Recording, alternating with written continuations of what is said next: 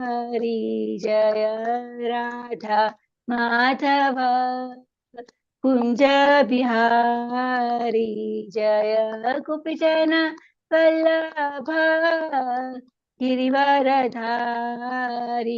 जय गोपीजन वल्लभ गिरिवरधारी यशोदानंदन व्रज जन रंजन यशोदानंदन व्रज जन रंजन यमुना तीर वनचारी यमुना तीर वनचारी यमुना तीर वनचारी जय राधा माधव कुंज बिहारी हरे कृष्णा कृष्णा कृष्णा हरे हरे हरे राम राम राम हरे हरे हरे कृष्णा कृष्णा कृष्णा हरे हरे हरे राम राम राम हरे हरे हरे कृष्णा कृष्णा कृष्णा हरे हरे हरे राम राम राम हरे हरे हरे कृष्णा कृष्णा कृष्णा हरे हरे हरे राम राम राम हरे हरे हरे कृष्णा कृष्णा कृष्णा हरे हरे हरे राम राम राम हरे हरे जय राधा गिरिधारी राधे जय राधा गोविंद राधे जय जगन्नाथ जय बलदेवा जय सुभद्रा गौरानिताय जय गौरानिताय जय गौरानिताय निताय गौरा हरि बोल हरि बोल जय जय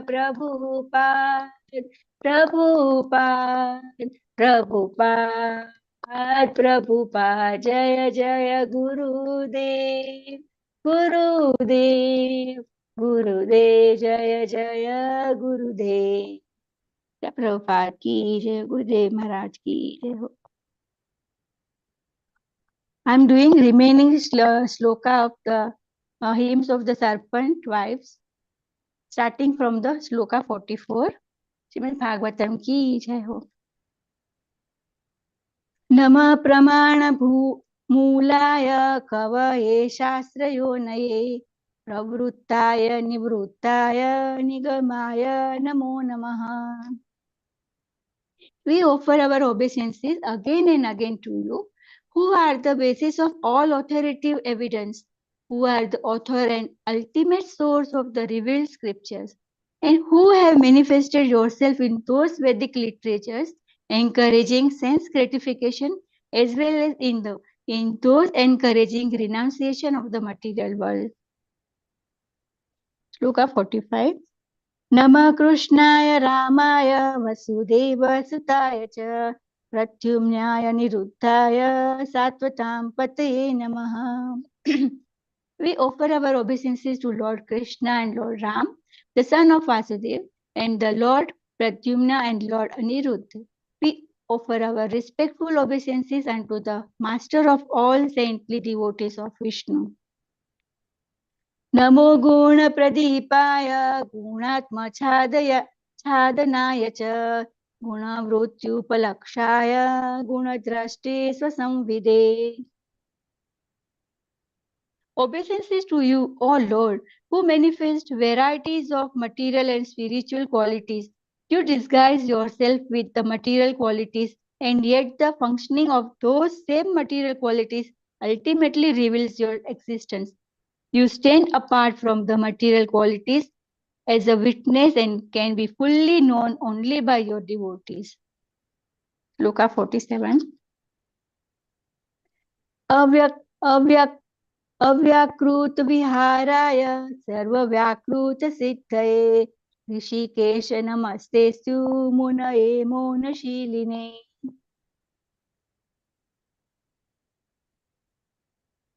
O Lord Rishikesh, master of the senses, please let us offer our obeisances unto you, whose pastimes are inconceivably glorious. Your existence can be inferred from the necessity for the creator and revealer of all cosmic manifestations. But although your devotee can understand you in this way, to, to the non-devotees, you remain silent, absorbed in self-satisfaction. परावरगतिज्ञाय सर्वाध्यक्षाय ते नमः अविश्वाय च विश्वाय तद्द्रष्टेस्य च Hathaway. Obeisances unto you who know the destination of all things, superior and inferior, and who are the presiding regulator of all that be. You are distinct from the universal creations, and yet you are the basis upon which the illusion of material creation evolves, and also the witness of this illusion. Indeed, you are the root cause of the entire world. Shloka 49. त्वं हास्य जन्म स्थितिसंयमान विभो गुणैरनिहो कृतकालशक्तिधृक तत्तस्वभावान् प्रतिबोधयन् सत समीक्षयामोदविहार ईहसे. O Almighty Lord, although you have no reason to become involved in material activities, still you act through your eternal potency of time to arrange for the creation, maintenance, and destructions of this universe.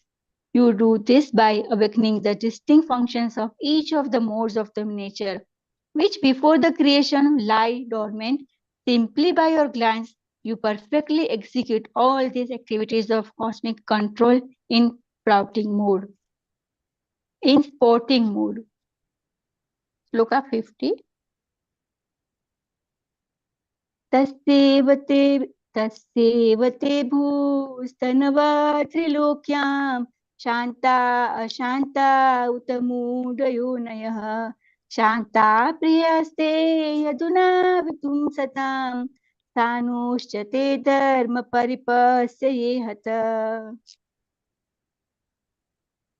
Therefore, all material bodies throughout the three worlds, those that are peaceful in the mode of goodness, those that are agitated in the mode of passion, and those that are foolish in the mode of ignorance, all are your creations. Still, those living entities whose bodies are in the mode of goodness are especially dear to you, and it is to maintain them and protect their religious principle that you are now present on the earth.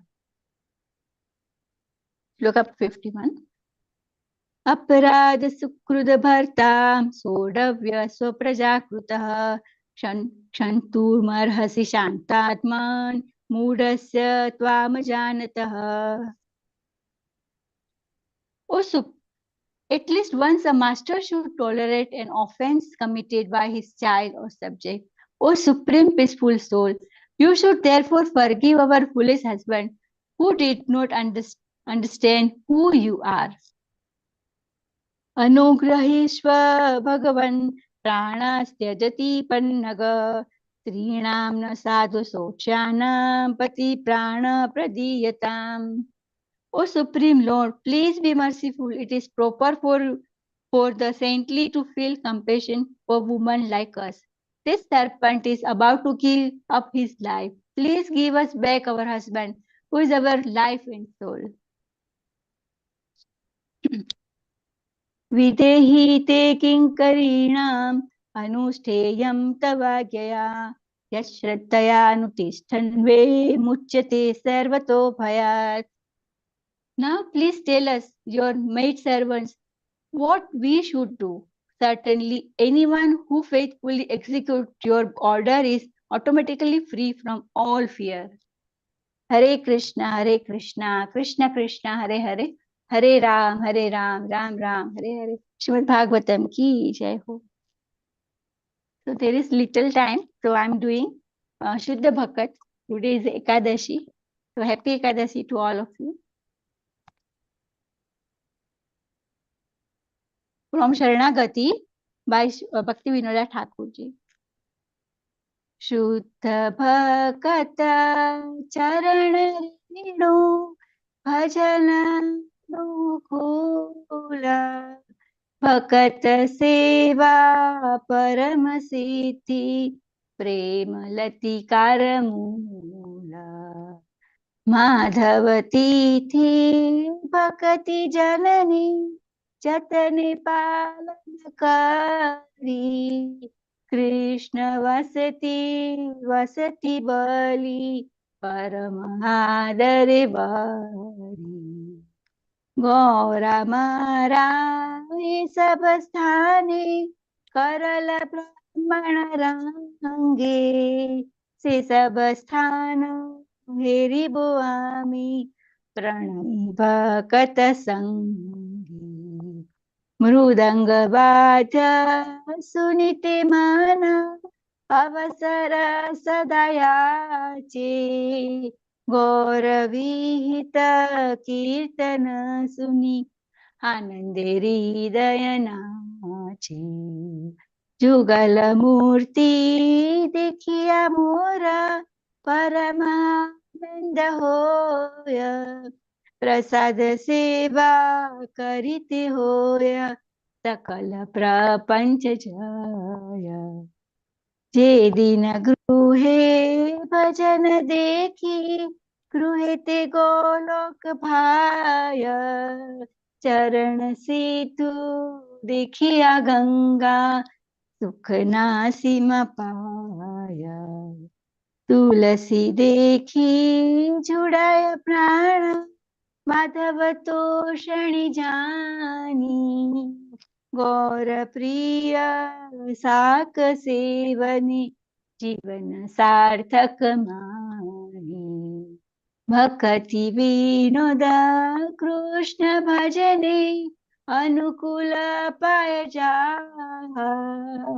प्रति दिवसे परम सुखे स्वीकार करिए ताहा शुद्ध भक्त चरण रेणु भजन अनुकूल भक्त सेवा परम सिद्धि प्रेम लतिकार मूल प्रेम लतिकार मूल हरे कृष्ण कृष्ण कृष्ण हरे हरे हरे राम राम राम हरे हरे श्री प्रभुपाद की जय हो श्री भक्ति विनोदा ठाकुर की जय हो एकादशी की जय हो Dandavat pranam to all devotees. Thank you Prabhuji for so wonderful seva.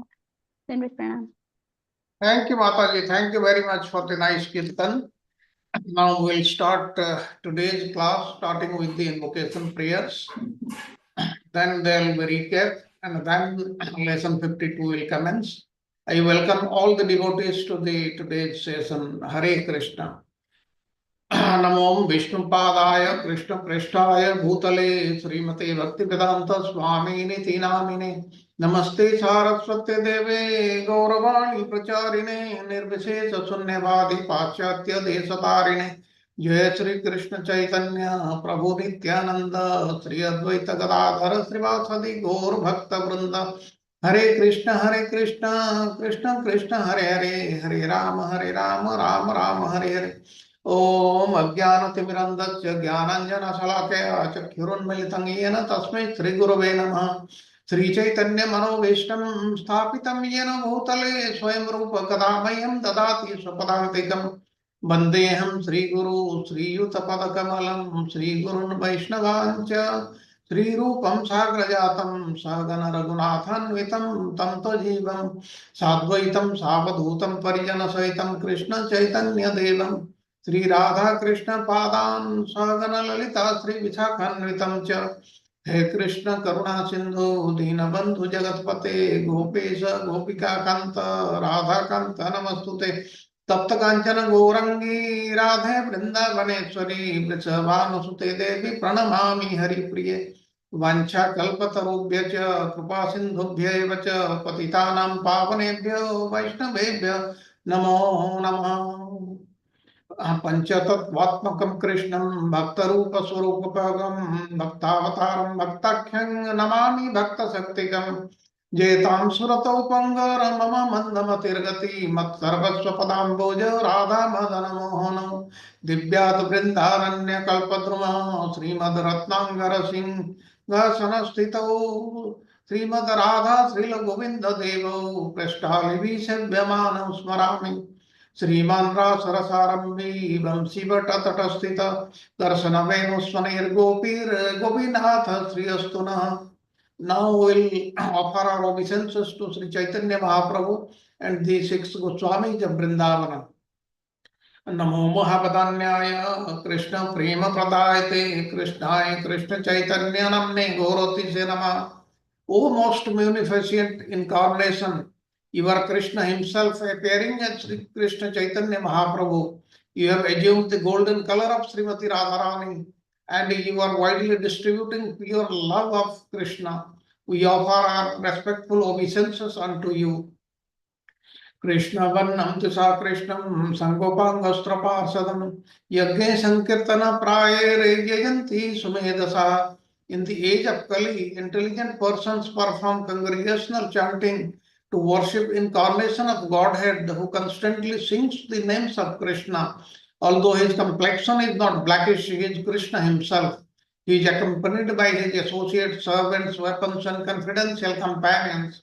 नाना शास्त्र विचारण के निपुणौ सद्धर्म संस्थापको लोकानां हितकारिणौ त्रिभुवने मान्य शरण्याकरौ राधा कृष्ण पदारविंद भजनान आनंदेन मत्तालिकौ वंदे रूप सनातन रघुजुगौ श्रीजीव गोपालकौ.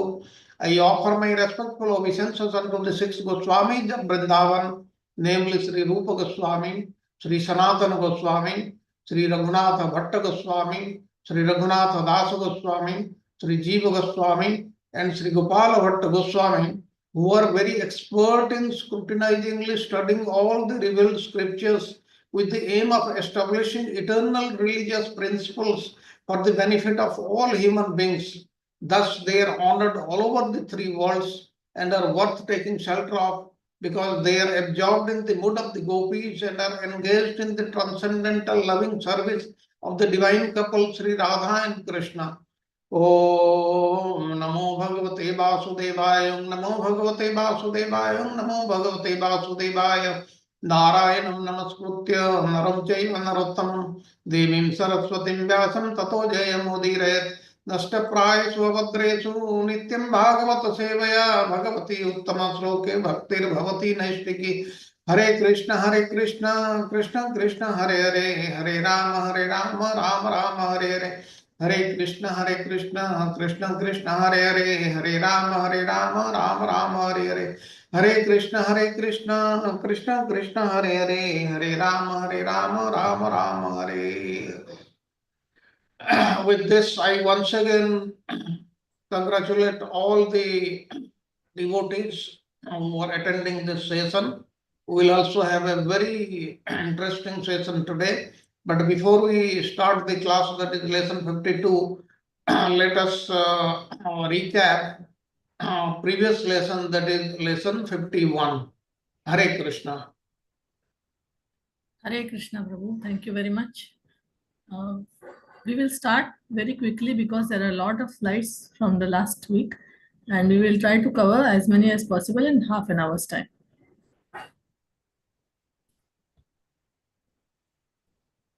So we'll start with this slide. I hope you can see the entire slide on the screen. Is it? Yes, Mataji. Yes, Mataji. Yes. Okay. So my first question will be, the Nagapatnis are telling to Krishna, these are the Nagapatnis' prayers. Today we heard from Raksha Mataji. They are telling Krishna, May I make one request, please? yes, Prabhu. Yeah, when there are so many slides and the topic is so vast, and we only have half an hour to recap, what I would suggest, hit the highlights, major questions. Don't need to cover everything. Just Yes, Prabhu. highlights of it, Yes, Prabhu. Yes. One question per slide, or maybe max 2. Okay. So you can stop me, Prabhu, anytime if I'm going away from the topic. So the first question is, Nagapatnis are telling Krishna, see, your devotees, they understand that you are the creator of all cosmic manifestations. But how do the non-devotees see you, and how do you reciprocate with them? How do the non-devotees see you, and how do you reciprocate with them? हरे कृष्णा माता जी। Yes, Raksha Mataji. Non devotee के साथ भगवान रेसिप्रोक करते हैं, मगर non devotee के साथ भगवान कुछ बोलते नहीं है, अपने शांति से उनको देखते रहते हैं और कुछ भी रेसिप्रोक नहीं करते हैं। Yes, very good. And remain silent. हाँ, वो एक पार्ट हो गया। वो नॉन डिवोटीज क्या करते हैं ये भी बताना है।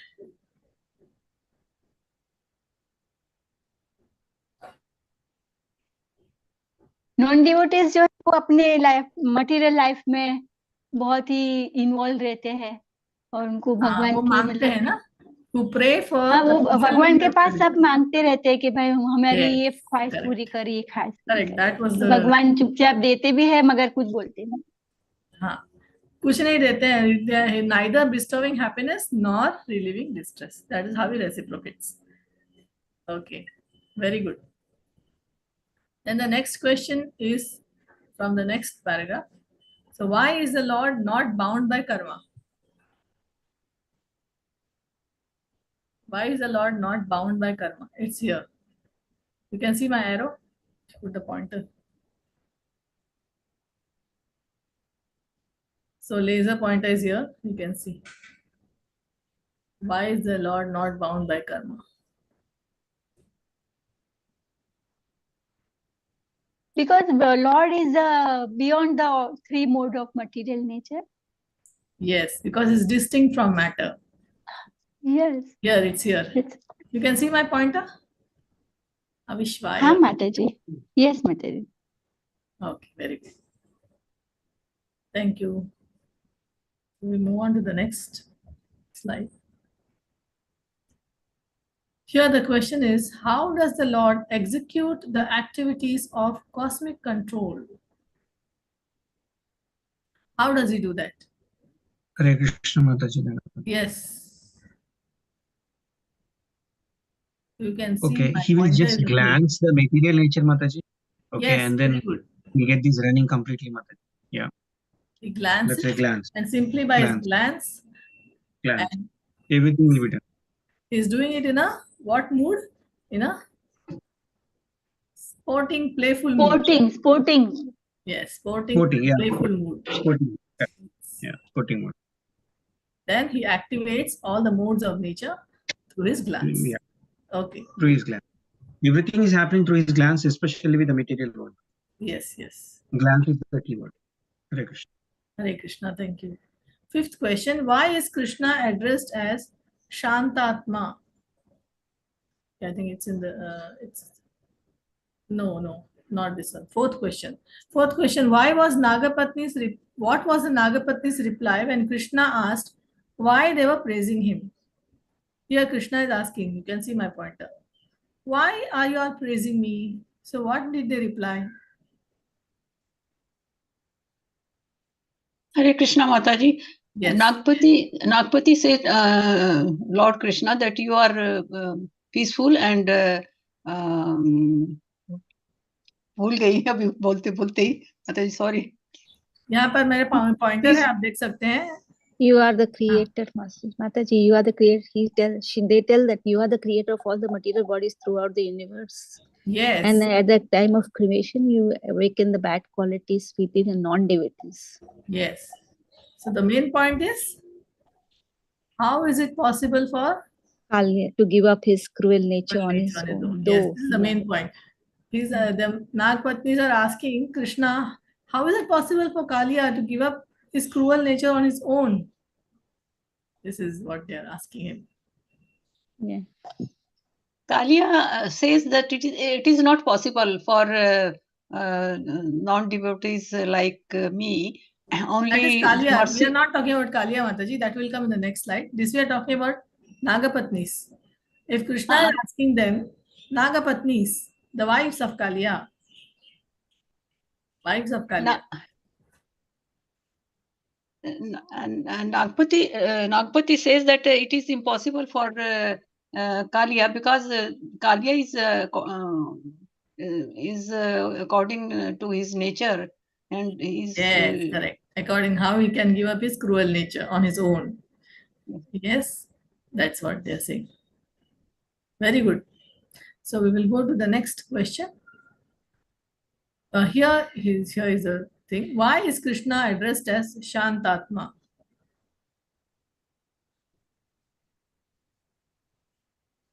Because that is a cause for forgiveness. Yes, because Nagapatnis are asking Krishna to forgive Kaliya, and then they are addressing him as Shantatma, so that he will be induced to He will forgive. be the cause for forgiveness. Yes, he will forgive them. He will forgive. Otherwise, they are begging for his forgiveness. I forget that word Shantatma that time, Mataji. Sorry. Shantatma is in this question, Mataji. This one. Yes. Yes. Now the sixth question. Why were the Nagapatnis begging the Lord for Kaliya's life? Why were they begging for Kaliya's life?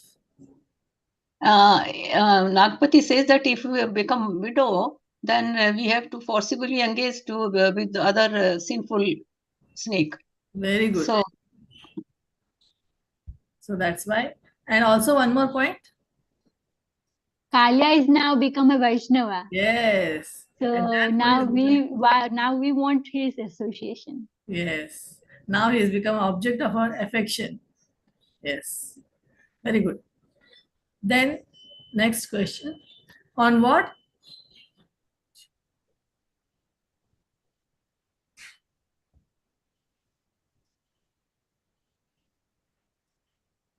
condition did Krishna release Kaliya? because Kaliya, at the request of Nagpati, and other thing is that Kaliya surrenders to Krishna. On what condition? He made one condition, no? Leave immediately go leave this river and go to ocean. Yes, very good. Then what does Srila Prabhupada, now this one is Srila Prabhupada's purport. In this Srila Prabhupada's purport, so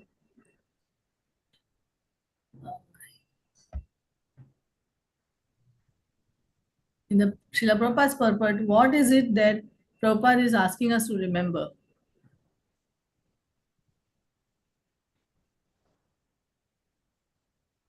I think let me make one qualification here. Actually, Yes. the 10th canto purports were not written by Srila Prabhupada. Somebody else did that, but they did follow Prabhupada's thinking on those issues. Oh, sorry. Okay. So it was my mistake. Okay. Sorry. So here, sorry, this was the slide. I'm sorry, I made the wrong slide. So on what condition did Krishna release Kaliya? Is here. Take your husband, but you must follow my order. So on that, because the Nagapatnis are praying for the release of Kaliya. So Krishna says, take your husband, I'm giving you, but you must follow my order. So just saying that, Krishna released Kaliya. So next is not Srila Prabhupada's purport, but Srila Prabhupada's disciples' purport. So what do they see we should remember? We should remember that Lord Krishna's pastime. Yeah. When Lord Krishna executed the pastime, he was only a village boy. Young village boy. young villager. Okay, so now we come to this slide. How did Kalia try to defend himself in a humble way?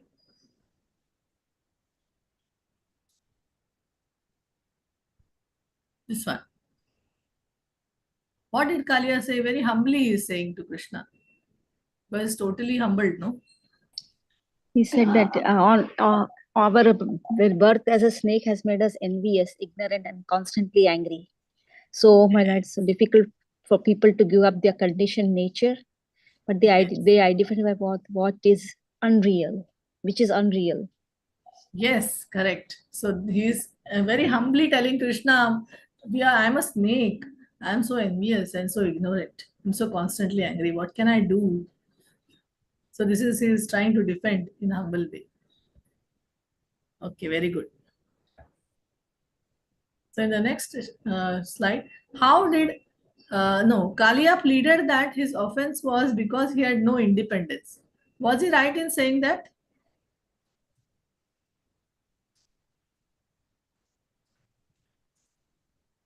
No, Mataji. Everybody has little independence, whether to go to material life or to go to spiritual life. भगवान ने थोड़े सी free will हमें दिया है, मगर हमें ऐसा नहीं कह सकते कि हमें कुछ भी इंडिपेंडेंस नहीं है, मगर हमें वो सोच के हम कहाँ जाना है वो हम सोच सकते हैं. Yes. कौन सी लाइन में जाना है. Yes. So here he is saying, hence this offense occurred only because there is no independence. Isn't it? So what is the answer? Mataji gave just now in Hindi.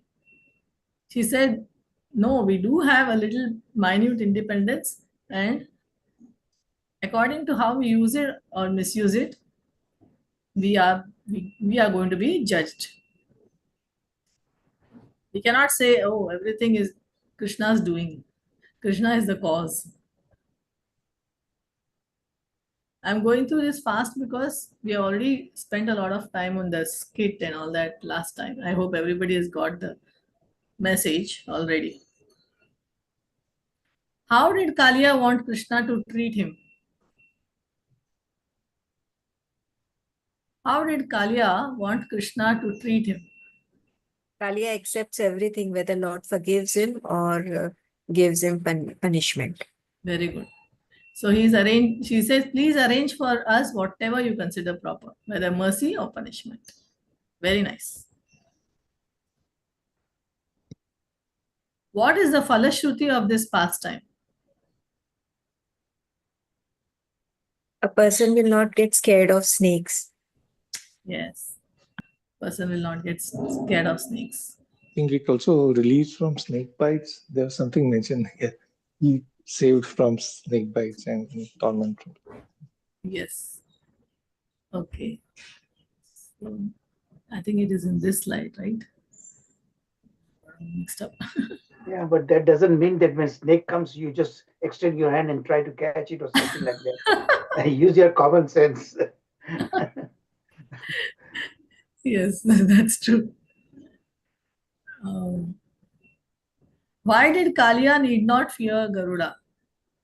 Sorry. Why did Kalia? I think we are coming to the end. Because now he has footprints of Lord Krishna on his. Yes. Yes, very good. I'm also not understanding where.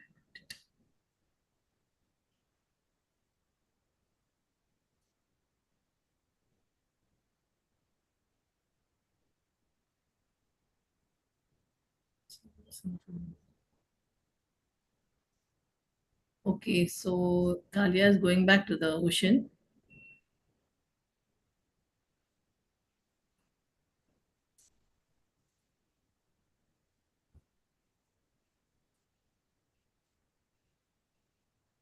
Why was Krishna's dance so astonishing?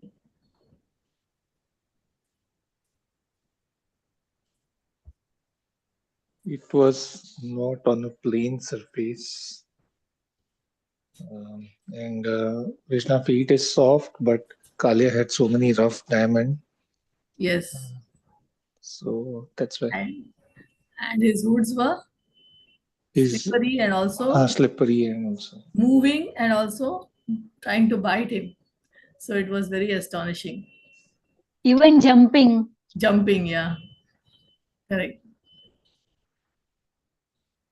Okay, here we say, how did the Kalia and his wives worship Krishna? Here you see here.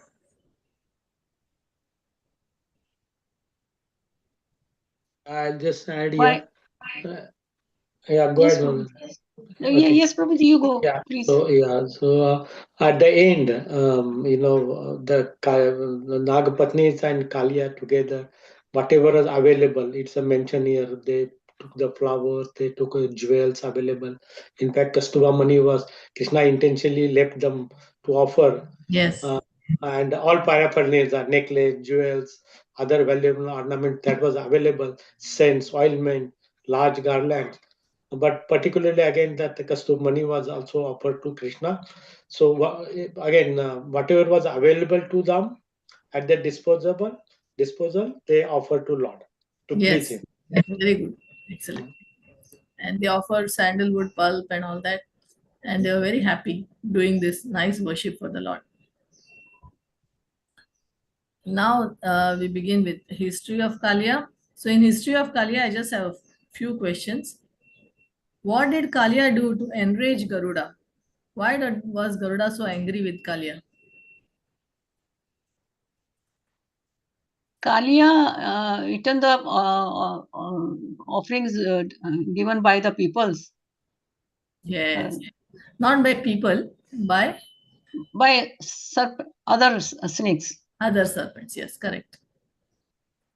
Although other serpents were dutifully making offerings, arrogant Kalia would eat up all the offerings before Garuda could come. So that's why Garuda became very angry. Why did Kalia lose his battle with Garuda?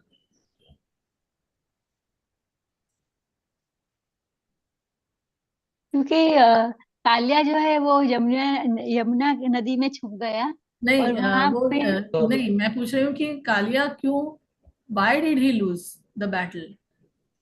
He was very strong, right? See, he's showing ferocious tongues. Yes, yes. He is a devotee of Lord and he is a very strong. And उनका पंख भी बहुत ही बड़े, तो वो उसमें वो जब भी कालिया उनको बाइट करने आता है तो गरुड़ा उसको जोर से फेंक देता है. Garuda was immune to Kalia's poison. You have to remember this. Yes, Garuda was immune to Kalia's poison. Okay. So that was one thing. And he was very strong, as you said. Yes, he had wonderful wings, and beaten by Garuda's wings, Kalia was extremely destroyed. He was moving with overwhelming speed and he was repelling Kalia's attack. Okay. Then the last question, why did Kalia take shelter of Yamuna in Vrindavan? There were two things were there. When Garu came to know that the offerings done by other snakes, Kalia takes, he became very angry, and tried to bite Kalia. And second thing was that when Kalia came to the Yamuna river, there Garud could not come there because of Sobri Muni Shrap. The curse of Sobri Muni, yes. So he was. Kalia knew that, right? Kalia knew that. He knew that Sobri Muni had cursed him and he couldn't enter the lake, the Yamuna lake.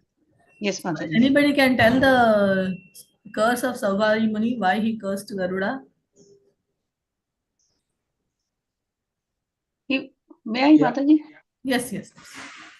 He was eating fish there because Garud was very angry, and so Sobri Muni did not want. Was it wrong for Garuda to eat fish? No, it was not wrong because Garud was very normal hungry at that time. Normal thing. It was normal food. And So And the sage committed 2 offenses. What were the 2 offenses he committed?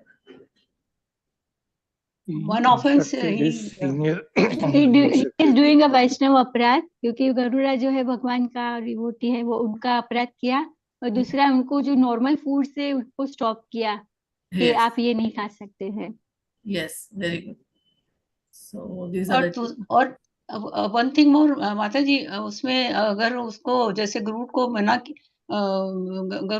किया तो गरुड़ वहां नहीं उसको कर्स किया, तो कालिया उसके free of fear of Garud, he lived there, and he made all the water very poisonous. All the other fish also died there. Yes, very good. Ultimately, it was even worse than his curse. Yes. His curse was okay. Thank you all very much. That was it for today.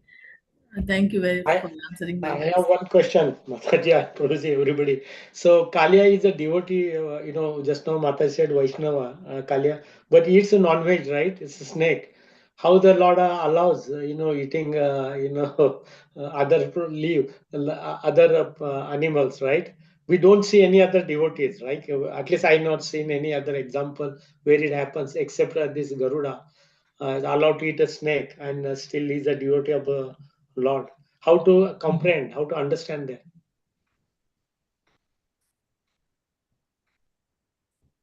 how to understand that he is a devotee and he can eat snakes, is it? I didn't Non-vegetarian, right? We are not supposed to eat, and he is close to Lord. Non-vegetarian is not to be eaten. That's why it's mentioned that it was his actual food.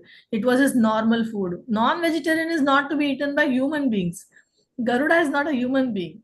He's a bird and he's an eagle, and that is his normal food. It's designated for him. What is designated for us is our food, vegetarian food. What is designated for eagles is fish and snakes.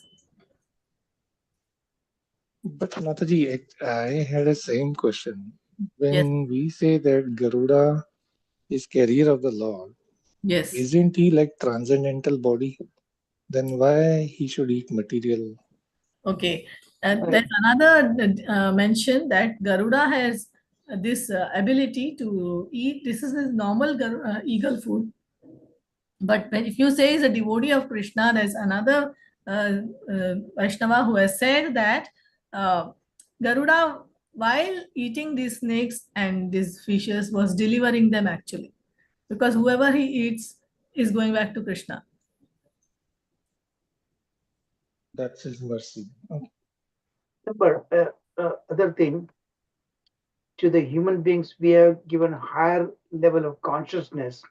Even though he was a devotee, but he still had a body of this Garuda body, so he has to follow that particular way, even though he's a devotee, but the Lord sanctioned him that is his staple food, because ultimately that you are right, Sanjeev Prabhuji, he has a transcendental body. That's true, obviously, but his food for his sustenance, he needed that his normal food. That's what Lord sanctioned that food.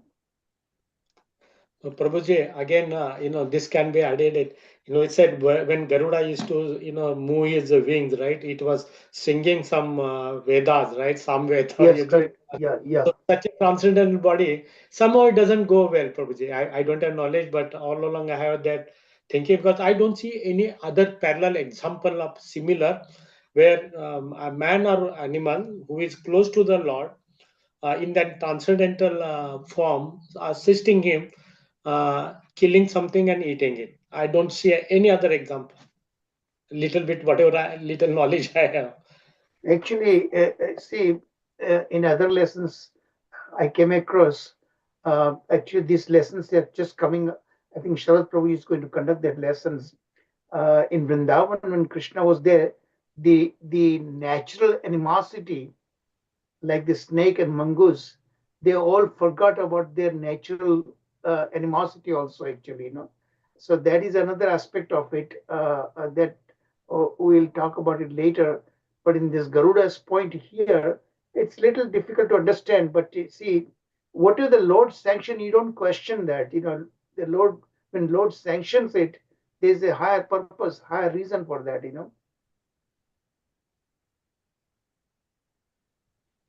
That's only to understand. Our normal logic, because whatever you have mentioned, that logic on a material level, human that logic, but when it comes to Krishna and his devotees, that material logic doesn't work actually.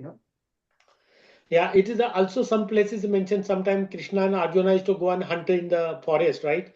Somewhere it's a mention. During the Leela, right? So they used to go and Arjuna also used to hunt as being Kshatriya, right? He has to practice killing. So it's Vinod Prabhu, this is a Pandora's box. We are not going to get anywhere near. You can devote 2 hours and still we may not get the answer to it. It's just simply the answer. The right answer is that our logic doesn't work when it comes to Krishna.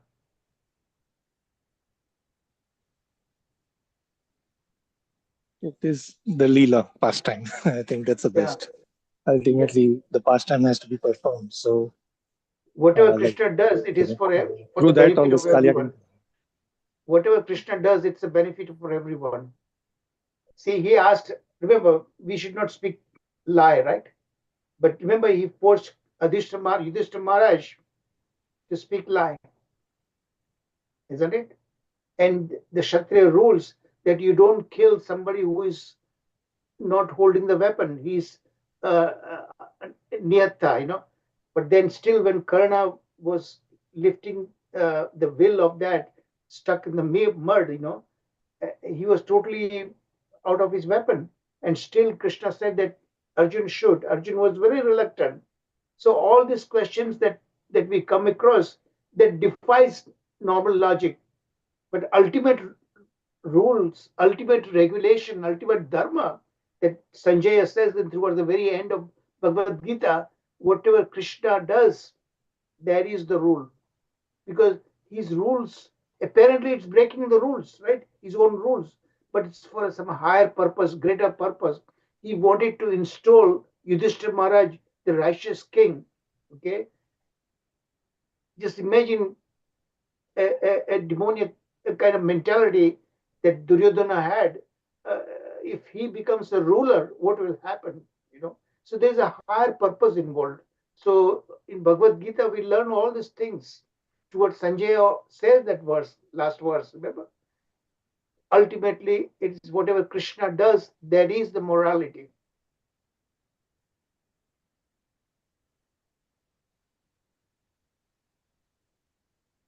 Okay. So let's move on. Thank you, Prabhuji. Thank you very much. Good recap. And now you know what happened in the last chapter, that is chapter 17. Now we move on to chapter 18, 19, and 20 in 2 sessions, today and tomorrow. Today I will be covering chapter 18, and chapter 19 and 20 will be covered tomorrow. And today's class is also connected to the last lesson. I'll tell you, the last part was not covered, but how it is connected. Now, in the slide, you see Balrama slays Pralambasura. This at the end of today's class, we'll see how Pralambasura was killed by Balrama. This has got 3 themes. One is description of Sri Vrindavana's summer with qualities of spring therein. Krishna and Balrama enacted their pastimes. Now here we'll see in this lesson about summer and spring. And in the next class, that is tomorrow's class, in the chapter 20, we'll see the monsoon and autumn of Vrindavana. Now, here what is being said, Vrindavana's summer is having the qualities of spring. What is so special about spring season? As you know, in Bhagavad Gita, in the 10th chapter, the Lord says, Masanang Margasirsoham Rutunam Kusumakara. Amongst the seasons, I am the spring season. What is so special about spring season? The spring season generally it covers 2 months during the months of February, March in India. It is pleasant, beautiful. It starts after the winter and lasts till summer starts. And at that time, the day becomes longer and the nights become shorter. The people come out of their blankets and woolen clothes and start wearing light clothes, and they are filled with excitement and happiness. And the trees, they shed their leaves, and new leaves start appearing. Birds, animals, everybody, they love this. And what about the summer season? Summer season in India is around April to July or March to May. And this season is characterized mostly by high temperatures and little humidity. The temperatures rise as the vertical rays of the sun reach the tropical Cancer. Now, but what happens actually in Vrindavan?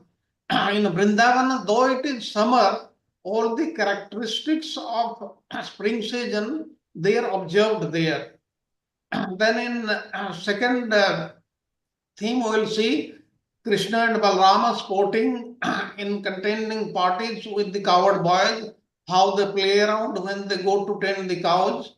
And third, how Pralambasura was killed by Balarama, because Pralambasura, he was a demon, and he came in guise of one of the cowherd boys who had not come to tend the cows that day.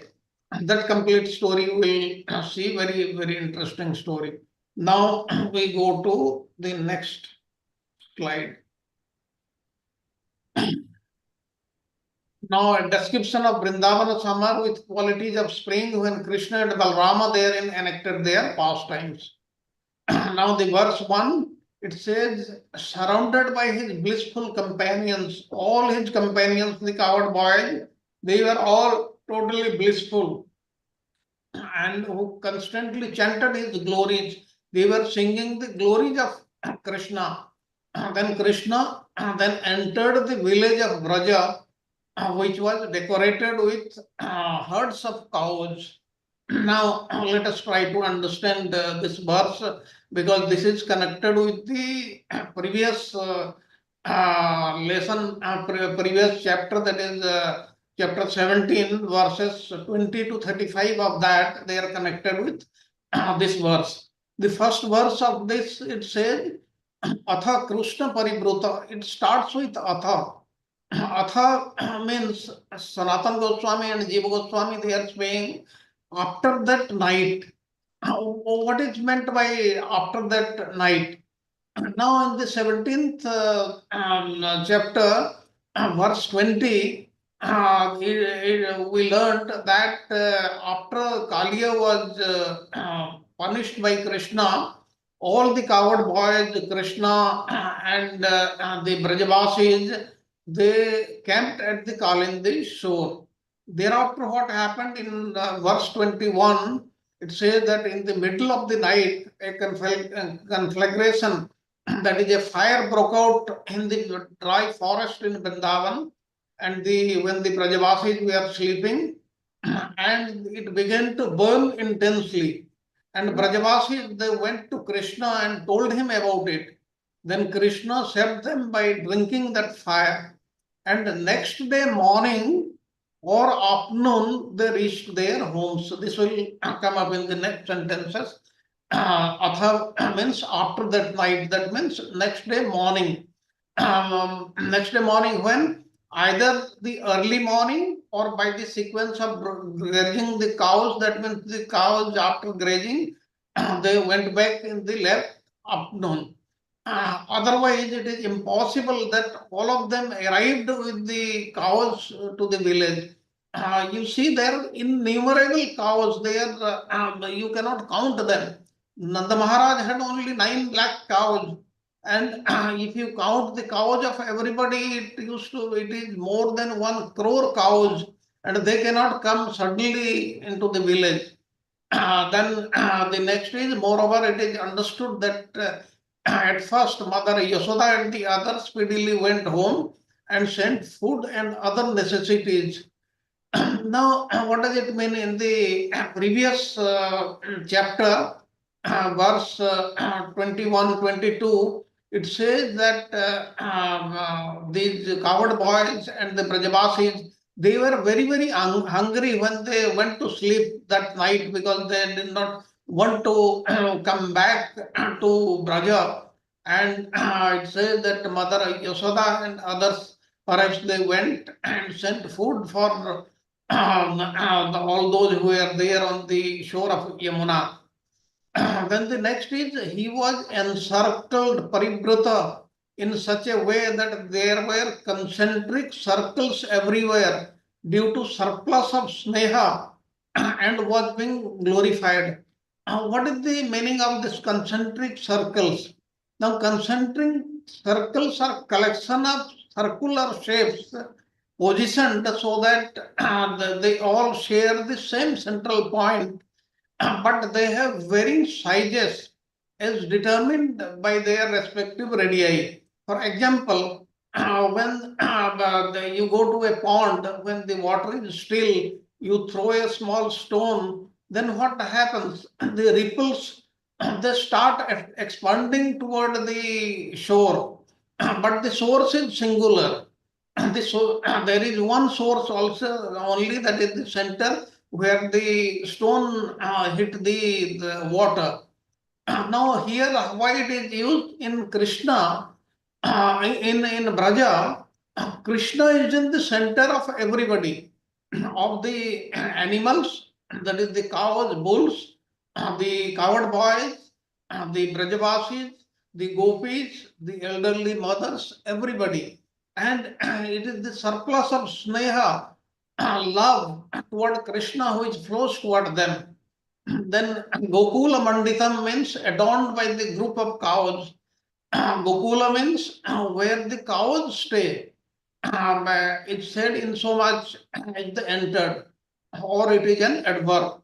The cows entered only in the morning after abandoning that area. They were staying at the shore of Yamuna, and in the morning only they came, as we learned, in the morning or in the afternoon. And they were quivering due to that calamity and had been singled by wildfire. As I told you, there was a wildfire at night, either intent to graze on the outskirts of the village. That's why they came to the outskirts of village, which was at a distance of 1 kroso or 2 miles, or with desire to return from the trip, which had turned out bad. It was a bad experience because first the Kaliya's experience, then the fire at night. Specifically, however, the reason is that even the animals, like the humans, were unable to abandon him who was entering the village. When Krishna entered the village, everybody entered the village one after the other. So this is what is being said. And there is a word here, they were quivering due to that calamity and had been singed by the wildfire. Singed means what? Singed means slightly burnt or scorched by the wildfire which was there that night. Then the verse 2 to the right of the slide, while Krishna and Balrama were thus enjoying life in Vrindavana in the guise of ordinary coward boys, as we know, they are the supreme personality of Godhead with 6 opulences, both of them, but still then they were in the guise of ordinary coward boys. They were going to herd the cows in the morning like this. And the summer season gradually appeared. And this season is not very pleasing to embodied souls. This we learned.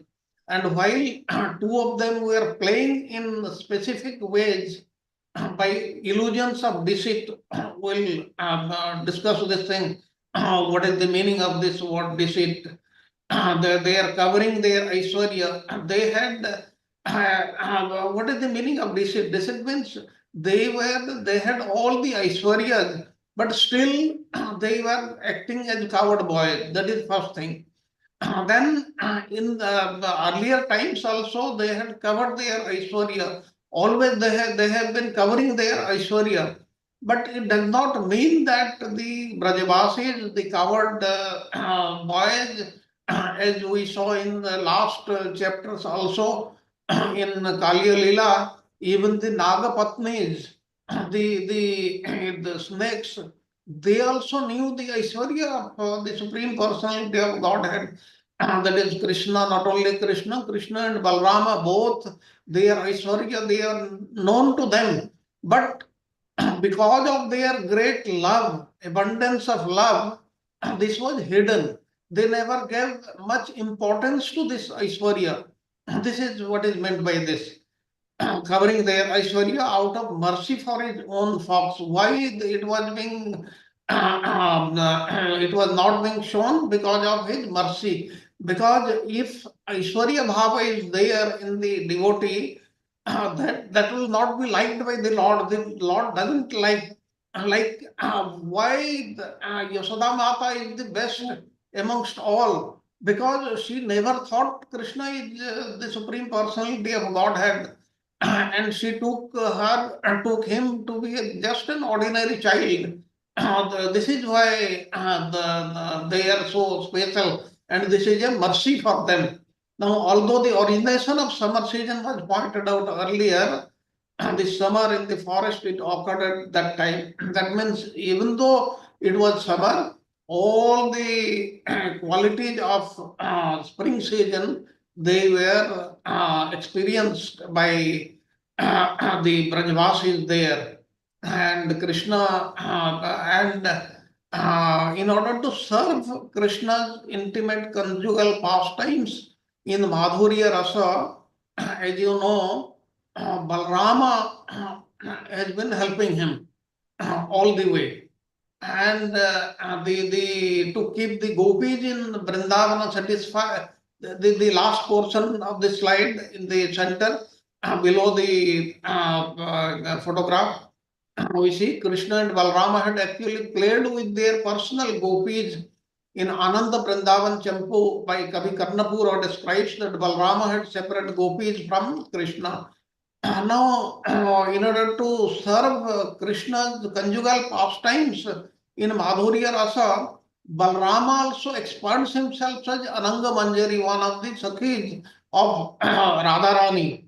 And to keep the gopis of Vrindavana satisfied, Lord Balrama, it will come up in the 65th chapter. Balrama had gone to Braja, there he stayed for 2 months. Namely the months of Chaitra, that is March and April.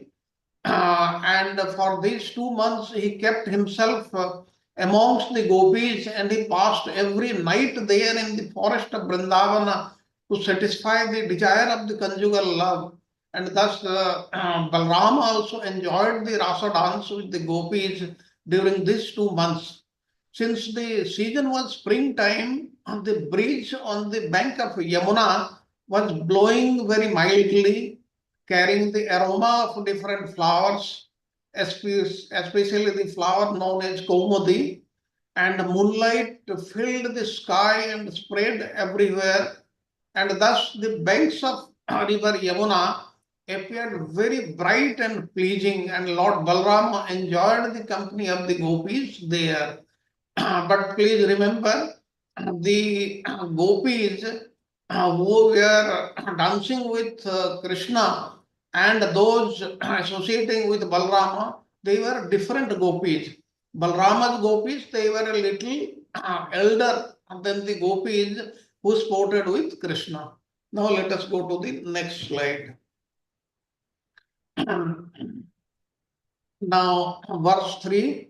Nevertheless, because the Supreme Personality of Godhead was personally staying in Vrindavana along with Balrama, summer manifested the qualities of spring. Such are the features of the land of Vrindavana. This we spoke. Let us see what the Acharyas they comment on this. There is a word Kesava here used in the third verse. Kesava refers to Krishna who reveals his powers as Bhagavan. At times, he shows the powers of Bhagavan, that's why he is known as Kesava. Then Kesava also means the killer of the Kesi demon. And Krishna who revealed powers and sweetness of in Sri Vrindavana, where Yatra Bhagavan remains aste personally manifested, Sakshat Lakshita with Balrama, who gives him great pleasure. Balrama was most helpful, assisting him in the pastimes. Balrama always comes, like when Rama came, Lakshmana came, he is an incarnation of Balrama. He is always there to assist in his pastimes. Now, Kesava, also there is another meaning. Kesa means hair. He has got beautiful hair. That's why he is known as Kesava. And the Sanatana Goswami is describing that he is Kesava, Sri Krishna, in relation to whom Brahma and Rudra, that is Shiva, they abide as his servants. And Kesava also denotes that he killed Kesi demon. This will come up later in our classes. Then the fourth verse, in Vrindavana, the loud sound of waterfalls covered the cricket's noise, and clusters of trees constantly moistened by spray from those waterfalls beautified the entire area. Now, what Sanatana Goswami and Jiva Goswami, they are saying, the causes of Vrindavana's good qualities are described, wherein all places are generally as described in the verse. The complete Vrindavana, everybody felt that it was not summer, but it was spring season. And Vishwanath Chakravarti Thakur is saying, this and the next 3 verses, that is total 4 verses, that describe how Vrindavana manifested the features of spring even during the summer season. During the summer of Vrindavana, the resounding sound of the waterfalls covered the sound of the crickets, and the entire area was beautified by groups of trees constantly moistened by spray from the waterfalls. And please remember, there were a number of waterfalls, enough of water during Krishna's time in Vrindavana, especially on the Govardhana hill. But over a period of time, Govardhana hill, it has also shrunk, and the springs and the water sources, they are not visible in Vrindavana as of now. Okay, let us go on to the next slide. Description of Vrindavana, summer with qualities of spring. Now the wind wafting over the waves of the lakes and the flowing rivers carried away the pollen of many varieties of lotuses and water lilies, and then cooled the entire Vrindavan area. Thus the residents were there did not suffer from the heat generated by the blazing summer sun and seasonal forest fires. Indeed, Vrindavana was abundant with fresh green grass. Now, please remember that the lotuses, there are also various types. Like generally the lotuses, they bloom during the daytime. And the blue lotuses, they bloom at night. And the white lotuses, there are 2 names for them, the Kalhara and Sogandhika. They bloom during the twilight time, the time between the dawn and the sunrise. Thus, Vrindavana was cool in the summer because the breezes, they were bringing, they are wafting over the water waves of the rivers, and the wind, like a thief, silently and invisibly stole the pollen from the lotuses and then gave relief from the heat with its fragrant, gentle breeze. Though the scorching summer sun usually dries up everything, still they did not do so in Vrindavana. And the place was full of tender green grass even during this height of summer. Now let us see what our acharyas say about this. Sanatana Goswami and Jiva Goswami. The connection with the fifth verse is Tadvanam Abhisat. Now, he entered the forest where Yatra, the nice coolness of the breeze is described. That is where the coolness of the breeze was cool. He arrived there. And this is one reason for the absence of heat. Another, where there was an abundance of green grass. Actually, there was abundance of greenery in Vrindavan that also aided in bringing coolness in the summer of Vrindavan. Now, Vishwanath Chakravarti Thakur is saying, owing to the wind, because of which rivers and so on had waves. Because when the wind comes, the water will have ripples, they will have waves. And in this way, there is coolness, and whose nature is to take away, that is to steal soundlessly and unnoticeably the pollen of white lotuses and so on.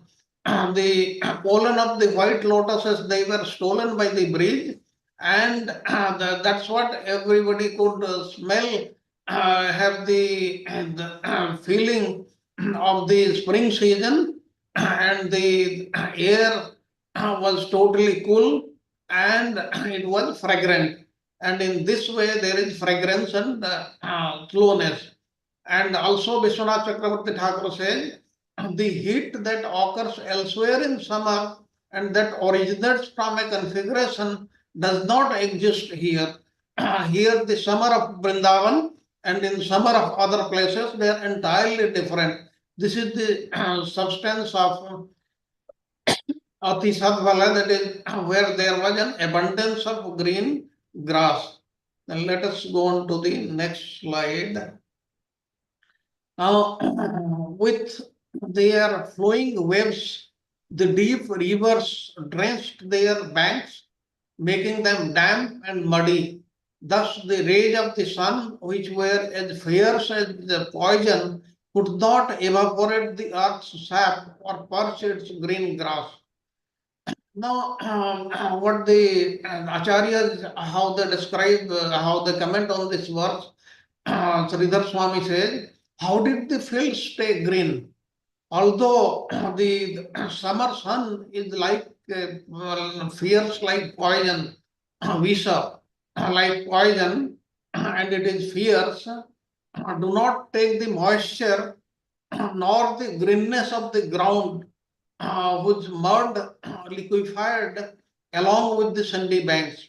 What was happening? The sandy banks were there because of the waves. They used to come and hit the banks, and the river banks, they were muddy, and because there was water in it, the grass was there, it was green also. With the sandy banks is running because of waves that are touching the banks of the river, whose water was deep. And Sanatana Goswami and Jiva Goswami, what they are saying, why it is so? By the state of having deep waters, a perpetual origination of waves. It is not that during the summer season, the water in the rivers, they were, the quantity was being reduced by the sun. It was not happening so in Vrindavan. There was abundance of water, and there was deep water in all these rivers, and perpetually they were flowing onto the banks. And the waves, that is the instrumental cause, and by the sandy banks is the upadana cause, that the material cause, because of involving both liquefied mud, whose earth was already wet. This we discussed. Now, Vishwanath Chakravarti Thakur is saying that no one felt the heat of the summer sun because of the tall shade-giving trees. And this verse mentions another reason. The deep flowing rivers made their banks wet and muddy, then the sun could not parch the green grass. This is what is the meaning. And let us go on to the next slide. Now the flowers beautifully decorated the forest of Vrindavana, and many varieties of animals and birds filled it with sound.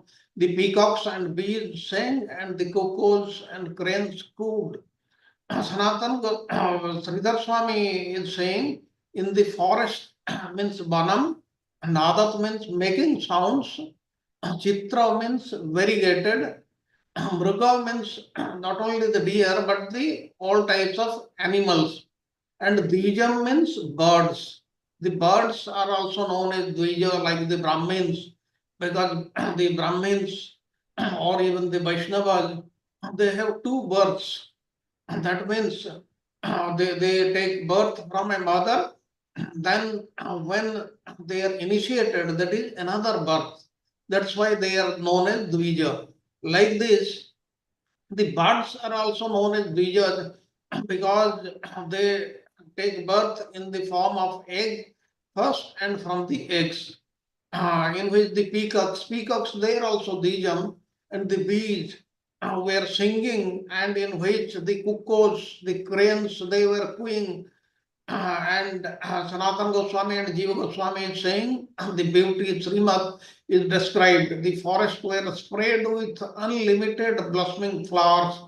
Though it was summer, the qualities of spring manifested, and the birds, Dvijam, are mentioned, and the peacocks, though included among the birds, were also mentioned to show a different type of beauty.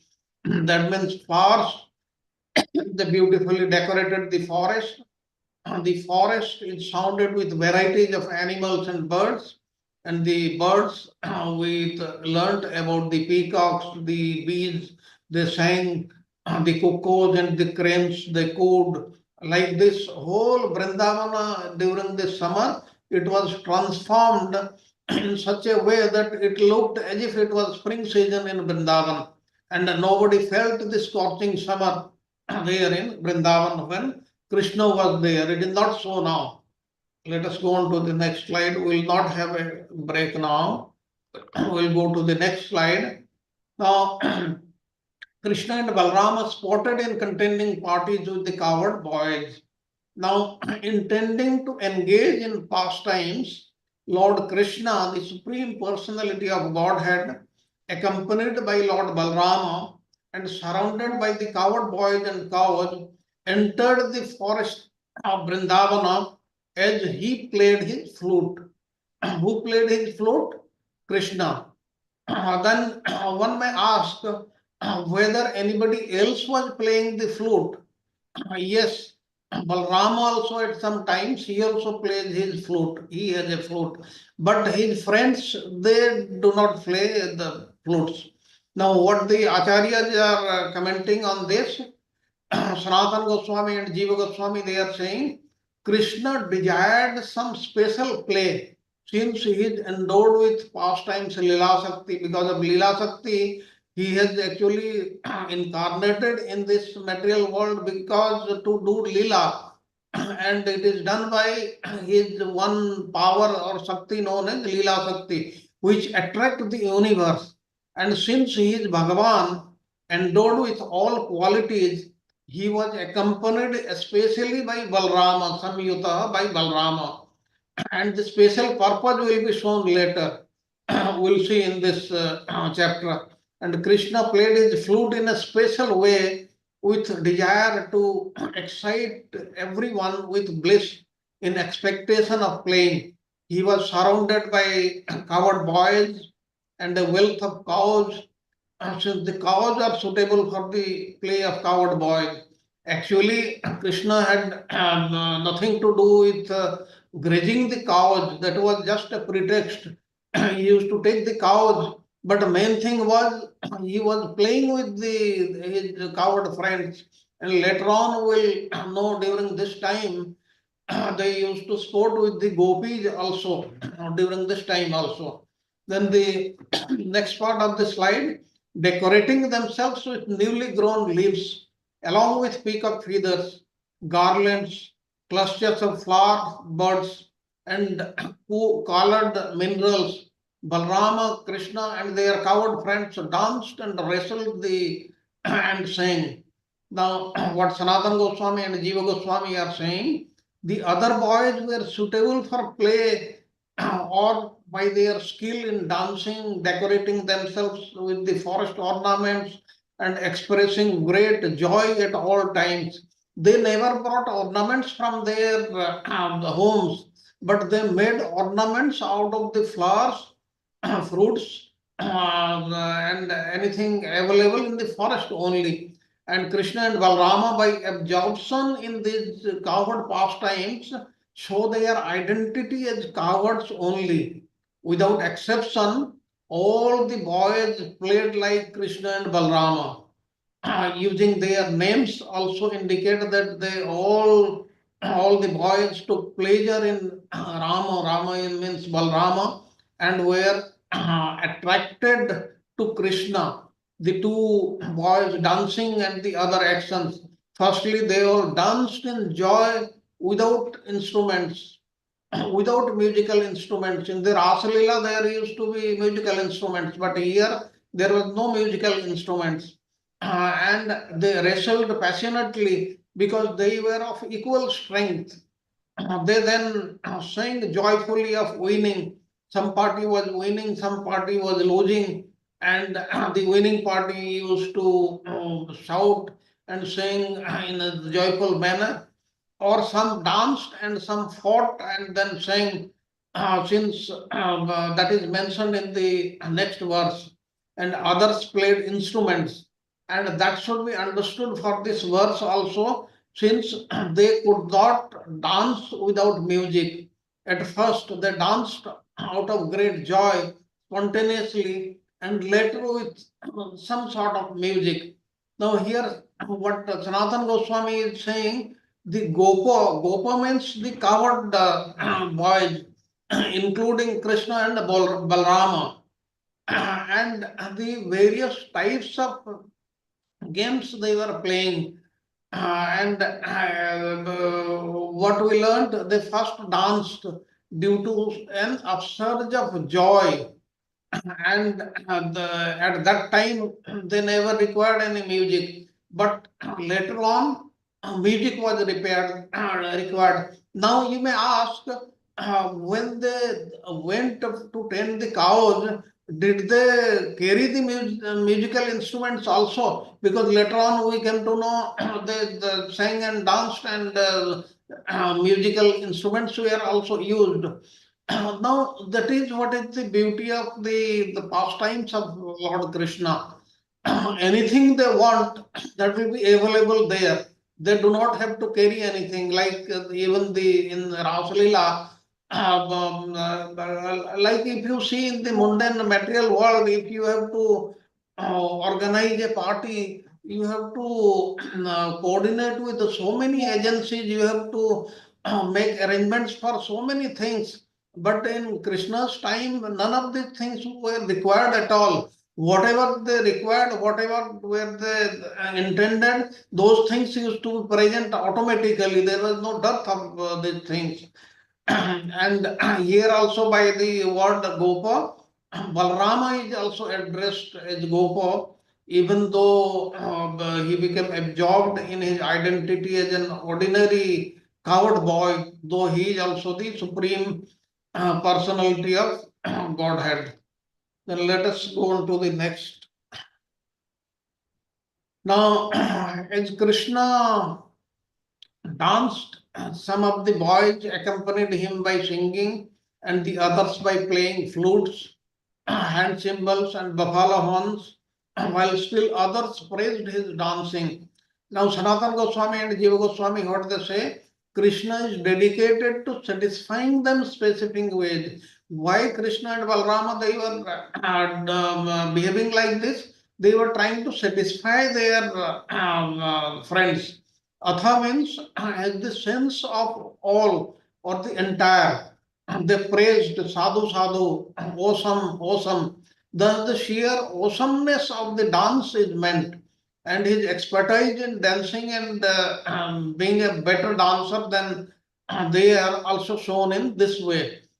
Krishna is certainly the best dancer amongst all the coward boys. There is no doubt about it.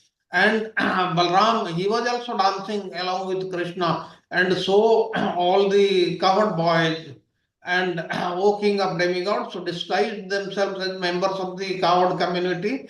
And just as dramatic dancers praised their dancer, worshipped Krishna and Balrama, who were also appearing as cowherd boys. Let us try to understand this with the help of the commentaries of the Acharyas. Sanatana Goswami and Jiva Goswami, what they are saying. Who are these cowherd boys actually? This verse explains associates like Garuda were hidden only by cowherd forms, Gopajati Pratichanna, but without being hidden by their qualities and pastimes, which remained evident in their forms as cowards. They were in the form of cowherd boys, but the cowherd boys could distinguish, or they managed into the cowherd families having very similar qualities. They accepted sweet qualities similar to the Lord's.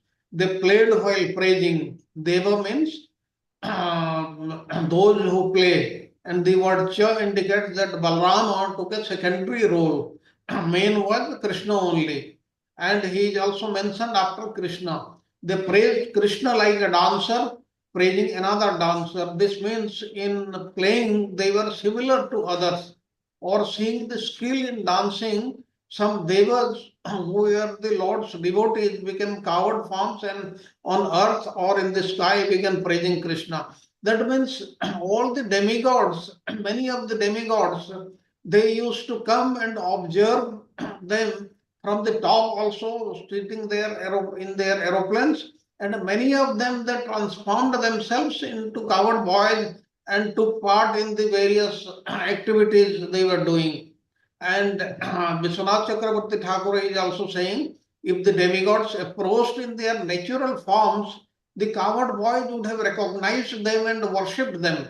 Therefore, the demigods came as cowherd boys like Krishna and Balrama, but they knew it. The cowherd boys knew it. And in this way, even Shiva, Narada, and the other demigods, they were also disguised themselves as cowherd boys to test the ecstasy of Krishna's loving pastimes. And Krishna and Balrama, they eternally have the forms of cowherd boys. This also should be remembered by us. Then let us go to the next slide, slide 10. Krishna and Balrama played with their cowherd boyfriends by whirling about, leaping, hurling, slapping, and fighting. Sometimes Krishna and Balrama would pull the hair on the boys' heads. Now let us see what the Acharyas say about this. Sridhar Swami says, Kakapaksha means is the plural and means the locks of their hair on the sides of their heads, that the two locks. And two of them played by the wrestling by means of going in circles and circles. We'll see how many games they played, the 8 type of games they were playing when they came to herd the cows. And Sanatana Goswami and Jiva Goswami, what they are saying, they made objects like top spins or grasp each other's hands and whirl around. And they threw balls or let go of another's hands and went flying around. They clapped their hands and pulled each other or pulled using ropes, and they wrestled, and they had the locks of hair on their sides of their heads holding together with 3 braids. This is about Krishna and Balrama.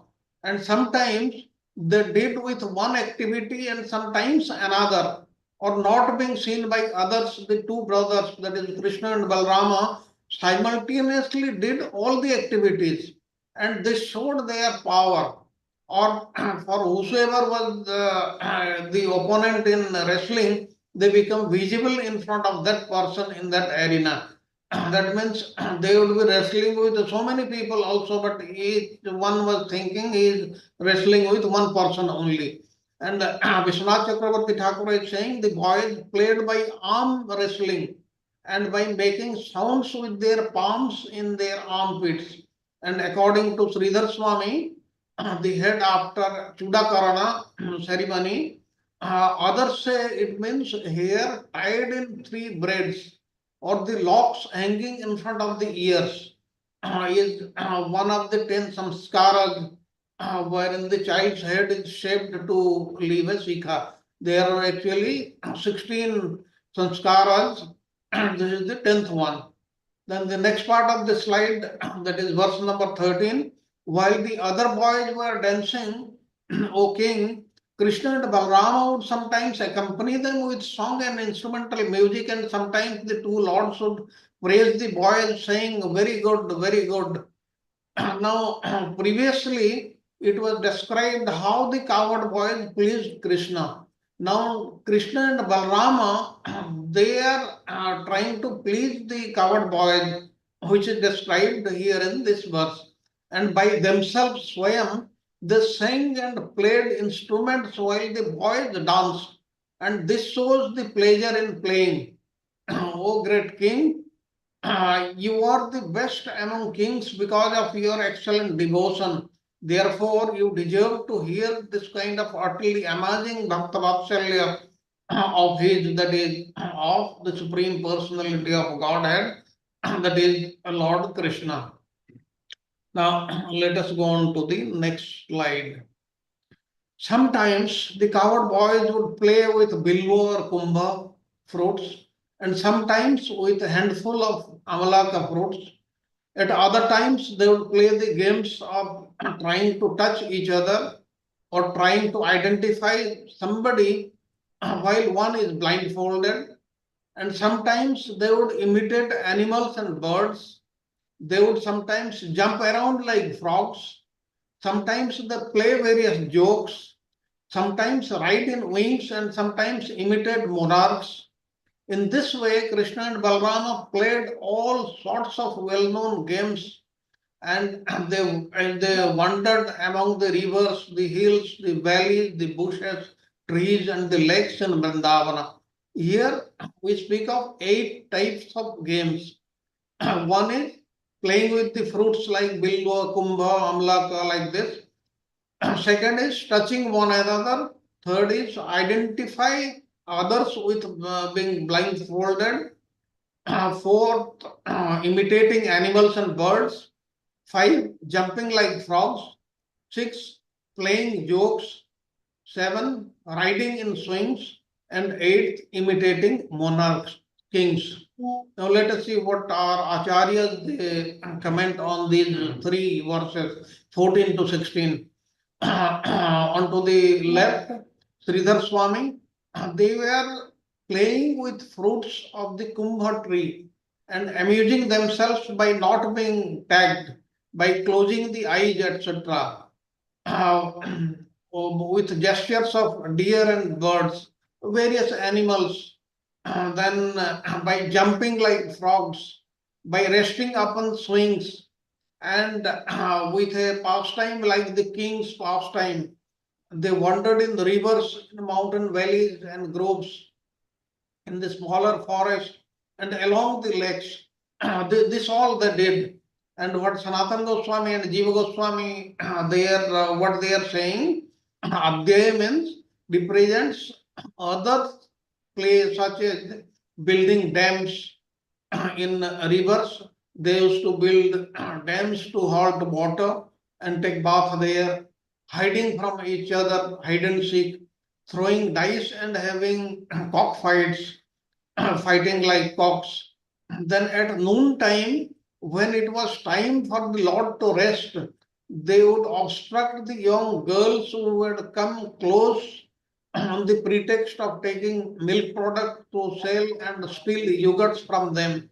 In the afternoon time, most of the afternoon times, and most of the times, generally in the area of Radhakunda, Syamakunda, there they used to meet with the cowherd girls and they used to perform so many pastimes, and famous amongst them is stealing the yogurt from them.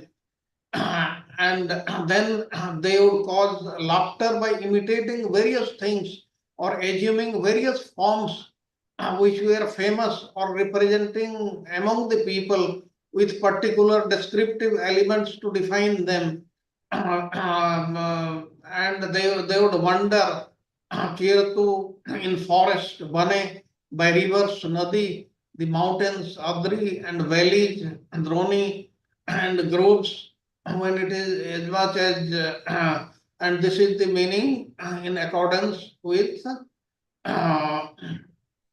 they wandered in Vrindavana. Thus, the Acharyas, what they are saying, they used to play the various types of games among themselves to pass time, because cowherding is not a very serious thing to do. You take the cows, leave them, they will go and graze, you don't have to do anything. And in that time, they used to play games amongst them, and also with the gopis also. And Krishna used to meet Radharani every afternoon around that time in the area of Radhakunda in every afternoon. Now Vishwanath Chakravarti Thakur, what he is saying in all their games, the boys put up wagers for the winner. Anybody who he wins, he will get this. Anybody who loses, you'll give this thing, like this. Wagers such as flutes or walking sticks. And sometimes they imitated the various type fighting methods of the forest animals. And at other times they would chirp like birds. From Sravana Sukla Tritiya, that is the third day of the waxing phase of the month of Sravana, the cowherd boys would play on the swing, the swing festival, which also goes on carried out in Vrindavana during this time, this from Sravana Tritiya, and acting like a king also, Nrupachestaya, and refers to the following pastime: to cross the Jamuna at certain places in Vrindavana where water is a little less, and the people would have to pay a tax. They would stand somewhere and would demand people to pay tax, especially the gopis, and the gopis would refuse, and there will be a quarrel amongst themselves. That used to be the Leela. And sometimes Krishna and his friends would assemble in the area and prevent the Brajagopis from crossing the river, insisting that they first had to pay some tax. Thus, such pastimes were surcharged with jokes and laughter. They used to pass their time like this. Now let us go on to the second part of this. Now here, Lord, how Balrama slain Pralambasura. Lord Krishna's tailor-made game plan to have Pralambasura killed by Lord Balrama. This we'll see in the first part from verses 17 to 23. And in accordance with Krishna's strategic game plan, Balrama easily killed Pralambasura. How this was planned by Krishna and how Pralambasura was killed, this will be shown in verses 24 to 32. Now let us see this Leela. Now, what about Pralambasura? Who was Pralambasura in his previous life? Now, Pralambasura, to worship Lord Shiva, one day the Yaksha king Kuvera had the Yakshas place many flowers there, and they got from the beautiful forest. Now, one day, Kuvera, he found that some flowers were stolen. Then Kuvera, he cursed that any devata, any demigod or human being who takes any of these flowers from here, he will become a demon. And that is my curse. This was the curse. Then let us see what happens. There was a Gandharva known as Vijaya. He was the son of Huhu, and he was very, very religious. He had not any demon-like qualities, and he was walking on a pilgrimage to many holy places, and while going he was singing the glories of Lord Vishnu. He was a proper devotee, Hare Krishna, Prabhu, please, sorry to disturb. Yeah, slides are not visible. Yes. Your slide you have to. No, this is not given in the slide. Okay, sorry. Okay, this is not given in the slide. I'm just leaving this. Now, what happened? The Gandharva Vijay, who is the son of Huhu, walked on a pilgrimage and he was singing the glories of Lord Vishnu all along. Then he came to Chitraratha forest. He was not aware of this curse of Yaksha King Kubera. Then what happened? He took some flowers from there to worship Lord Shiva. Suddenly he became a demon. Then he took shelter of Kubera. With folded hands, he bowed down before him and appealed to him. And hearing this, Kubera, he said, "You are a peaceful-hearted devotee of Lord Vishnu, and I have all my respects for you. Now, since you have become a demon with my curse, now I bless you also that at the end of Dwapara Yuga, in Bhandirvana forest, which is in the Yamuna shore, you will attain liberation by Lord Balrama's hand. And in this way, Huhu Gandharva's son became a great demon and attained liberation by Balrama's grace." This is what is the story of the demon in his previous life. Now, let us go ahead, go to the next slide. Lord Krishna's tailor-made game plan to have Pralambasura killed by Lord Balrama. Now, what happened while Rama, that is Balrama, and Krishna and their coward friends were thus tending the cows in that Vrindavana forest, the demon Pralamba entered their midst. He had assumed the form of a coward boy with the intention of kidnapping Krishna and Balrama. Now, as you know, all these demons, they were being sent by Kamsa to kidnap or kill Krishna and Balrama. Only Krishna and Balrama, they were on their targets. And this is what happened. Let us read the commentaries, things will be more clear. Sridhar Swami, what he says, while they were tending cows, in that forest, Tad Bane, Pralambasura with the desire to kidnap them. Them means Krishna and Balrama. Now, Sanatana Goswami, Jiva Goswami, and Vishwanath Chakravarti Thakur, what he says, after narrating a sweet said pastimes filled with special Aishwarya, which was manifest and tailor-made for Balrama. While Krishna and Balrama were tending cows, Pralambasura approached disguised as a coward boy with a desire to kidnap them. He assumed the form of a particular coward boy who on that day had remained home with duties to perform. He did not come with Krishna and Balrama to tend the cows. That's why that was known by Pralambasura. Now these demons, they have got certain special qualities. They are much more, they have got many more qualities than the human beings. And they know the past, present and future, everything they know. That's why this demon they knew, and he assumed the form of a coward boy who had not gone that day. Let us go on to the right side of the slide. Since the Supreme Lord Krishna, who had appeared in the Sara dynasty, seeing everything, he understood who the demon was. Now you cannot hide anything from Krishna and Balrama. They are the Supreme Personality of Godhead with all the 6 Aishwaryas. They know everything, past, present and future. And they were having Leelas only, they knew. Still, the Lord pretended to accept the demon as a friend, while at the same time seriously considering how to kill him, because they knew the intention. He had come to kidnap Krishna and Balrama, especially causing harm to Balrama. Now, what happens? Krishna made a plan.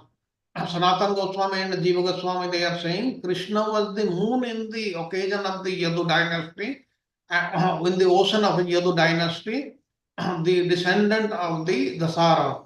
Now the term indicates that as his brother Krishna wanted to spread the fame of Balrama, or Suka mentions Pralamba's name first in the second chapter of 10th canto, first verse, to show that he was one of the main afflictors of the Yadu dynasty. He was causing pain to the Yadu dynasty. He is to be killed. That's why killing him would be most beneficial for the Yadus.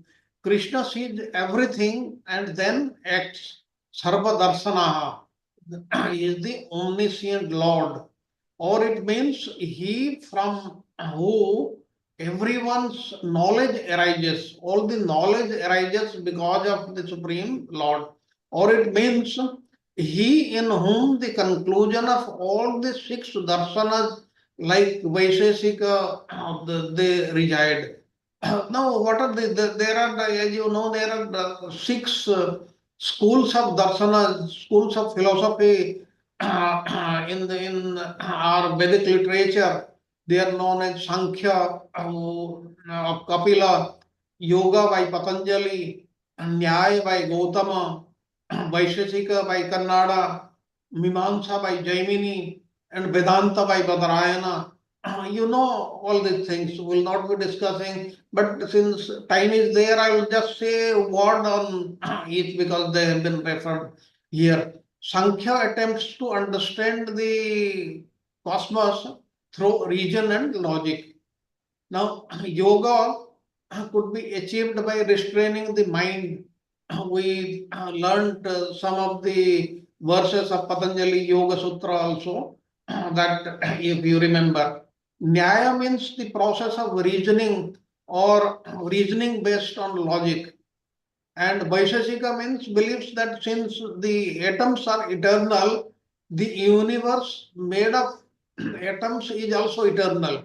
It is a realization of our original nature and detachment from action. And then Mimamsa, there are 2 of them, Purva Mimamsa and Uttar Mimamsa.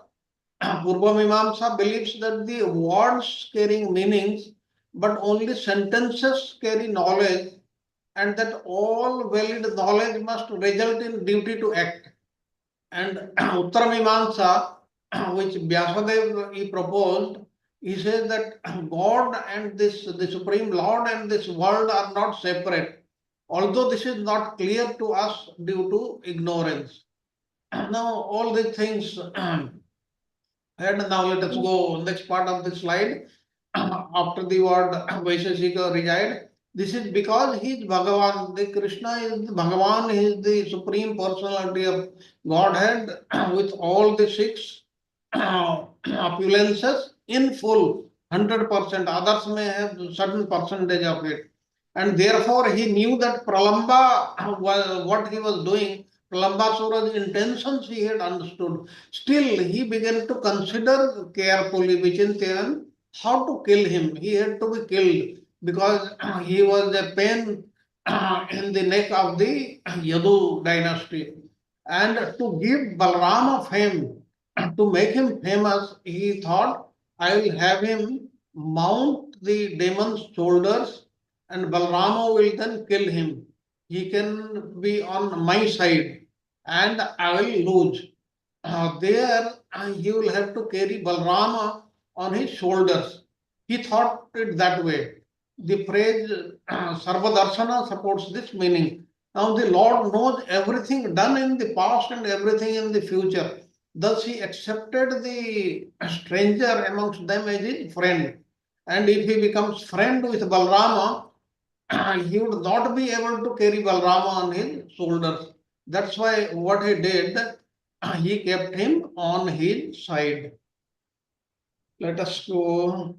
Okay, we will not have any break. We will continue. Now let us see the next part of this story, interesting story, what happens. Now Krishna, who knows all sports and games, then called together the coward boys and spoke to them, "Hey, coward boys, let us play now. We'll divide ourselves into two teams." Two teams were made. Now, what the acharyas they comment on this verse? Yatha yatham dandvi guya means signifies Krishna naturally wanted the two teams, Dandavi Bhuya, to be evenly matched so that there would be a good game. For a good game, the teams should be the balanced. Otherwise, there will be no fun. If one team is made very strong and the other is made weak from the very beginning, there will be no fun at all. If they are equally matched, then there will be fun. And in addition to the pleasure of sporting, the purpose of the game was to kill demon Pralamba. We will see how it is done. And Sanatan Goswami, Jiva Goswami, and Vishwanath Chakravarti Thakur, they said Tatra means signifies either. Tadvadha nimitte means for the purpose of killing Pralambasura. The aim of playing this game was to kill Pralambasura and nothing else. He eminently spoke Praha because he was enchanting to Pralamba too. Pralamba will also like this game. The sense of Bihara Bhet is he knows the method of the game. By becoming pairs, it will be easy for the elder brother to mount Pralamba's shoulder. So he devised a game in which they will play the game. Then when one party loses, the losers they will carry the other party on their shoulders. Now the coward boys choose Krishna and Balarama as the leaders of the two parties. Some of the boys were on Krishna's side and some joined Balarama. Now, Sridhar Swami, he is commenting, Paribradhava means the two leaders, that is Krishna and Balarama, and some of them Kechit, Asan means became, Ramasya Balarama, and others. Now, Sanatana Goswami and Jiva Goswami, what they are saying, the boys choose Krishna and Balarama as their leaders. Since there was no difference between them in their good qualities, both of them were same. And Krishna was the one who gives pain to the demoniac people, Pralambasura, like Pralambasura, and the other demons. He who is requested by his devotees, Janardanaha, his group was formed first because everyone had affection for him. On the other side were Krishna's friends like Sridama, Brisava, who knew the hints made by Krishna. What Krishna was thinking and making hints, this was known to his other friends also. That means they also knew that Pralambasura would be killed in this game. Similarly, it is described in Harivansa Purana that during the water games in Dwarka, that Balarama had Krishna's sons on his side and Krishna and Balarama's sons on his side. This is there. And also in Bhagavatam also, this game is described, but that is amongst the wives of Krishna and Krishna, not amongst the sons. Now let us go on to the next part of this story. Now, the left of the slide, the boys played various games involving carriers, passengers, and then in these games, the winners would climb on the backs of the losers who would have to carry them. Now, Sanatana Goswami and Jiva Goswami is saying, they then played the childhood game known as Harina Kridam, in which each boy paired off with an opponent and all the boys simultaneously attacked their respective rivals. This is also given in the Vishnu Purana. And Vishwanath Chakravarti Thakur is saying the details of their apparent play was described here. One boy would hide and upon being found would become the loser and have to carry the victor on his shoulders. This was the game.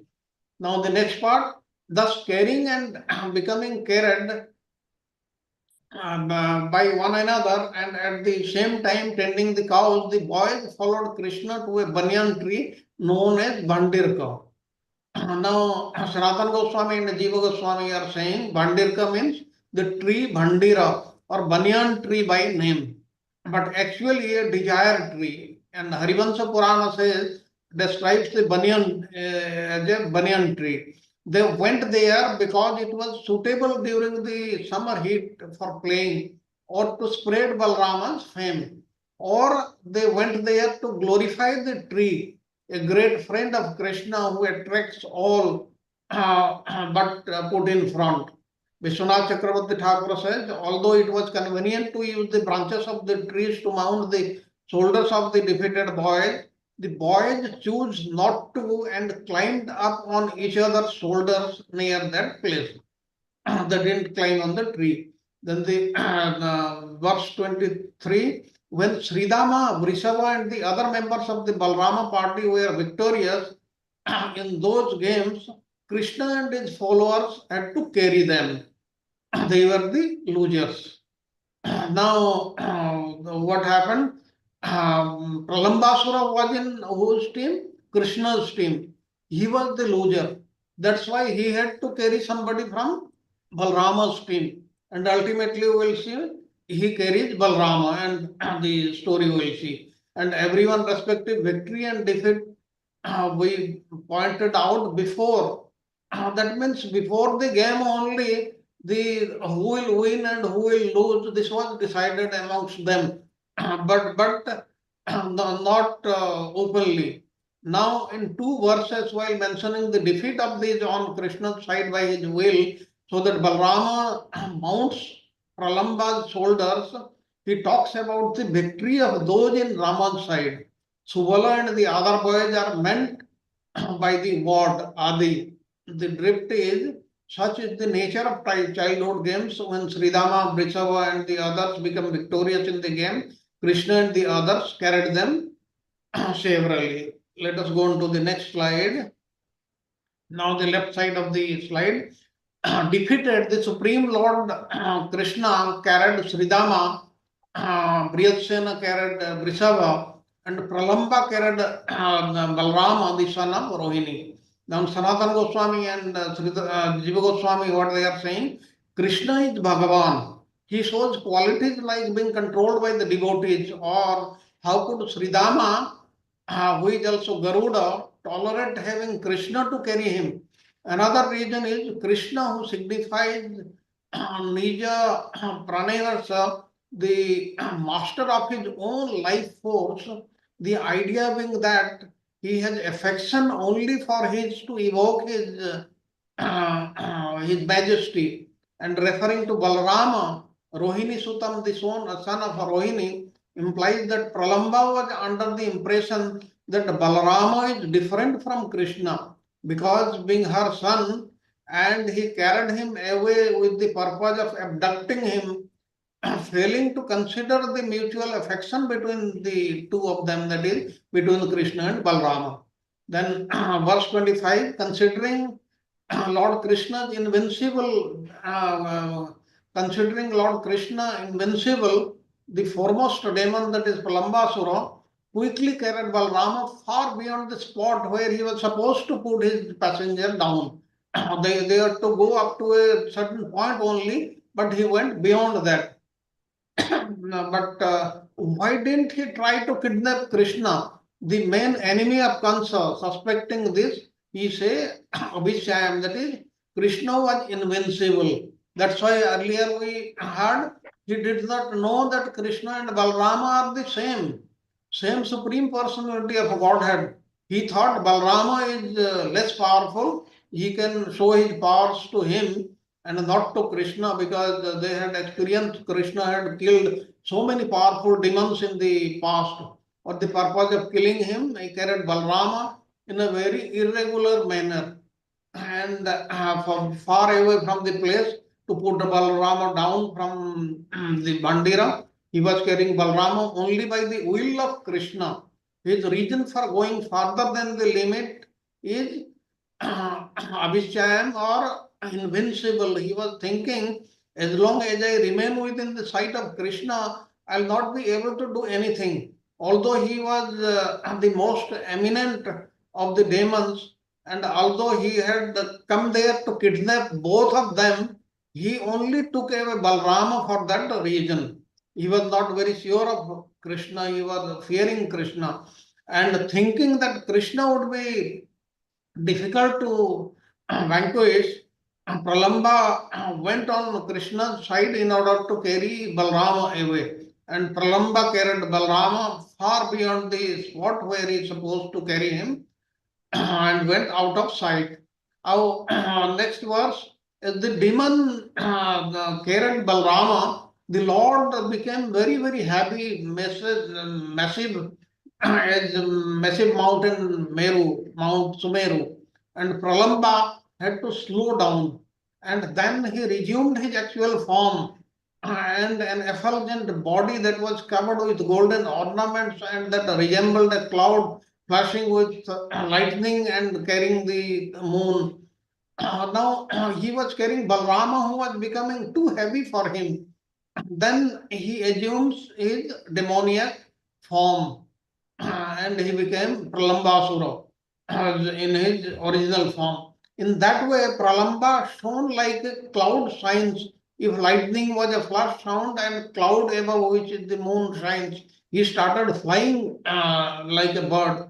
And the Sanatana Goswami and Jiva Goswami, what they are saying, while carrying Balrama high on the path of the sky, but whose weight is even heavier than Sumeru, because he manifested it at that time due to knowing him as a demon. He thought a big demon called Pralamba lost momentum. Therefore, the demon assumed his own demoniac body.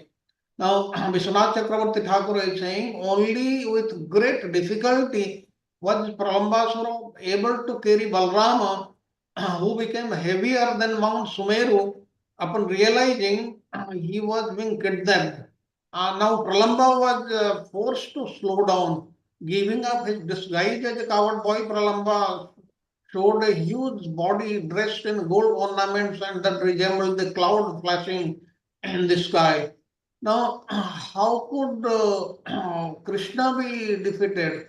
In his original form, the Lord was most playful and occasionally enjoys submitting to the strength of his desire. But a father may sometimes fall down on the ground when struck by his beloved child. These acts of love give pleasure to all the parties, and that's why this game was played. Then we go on to the next slide.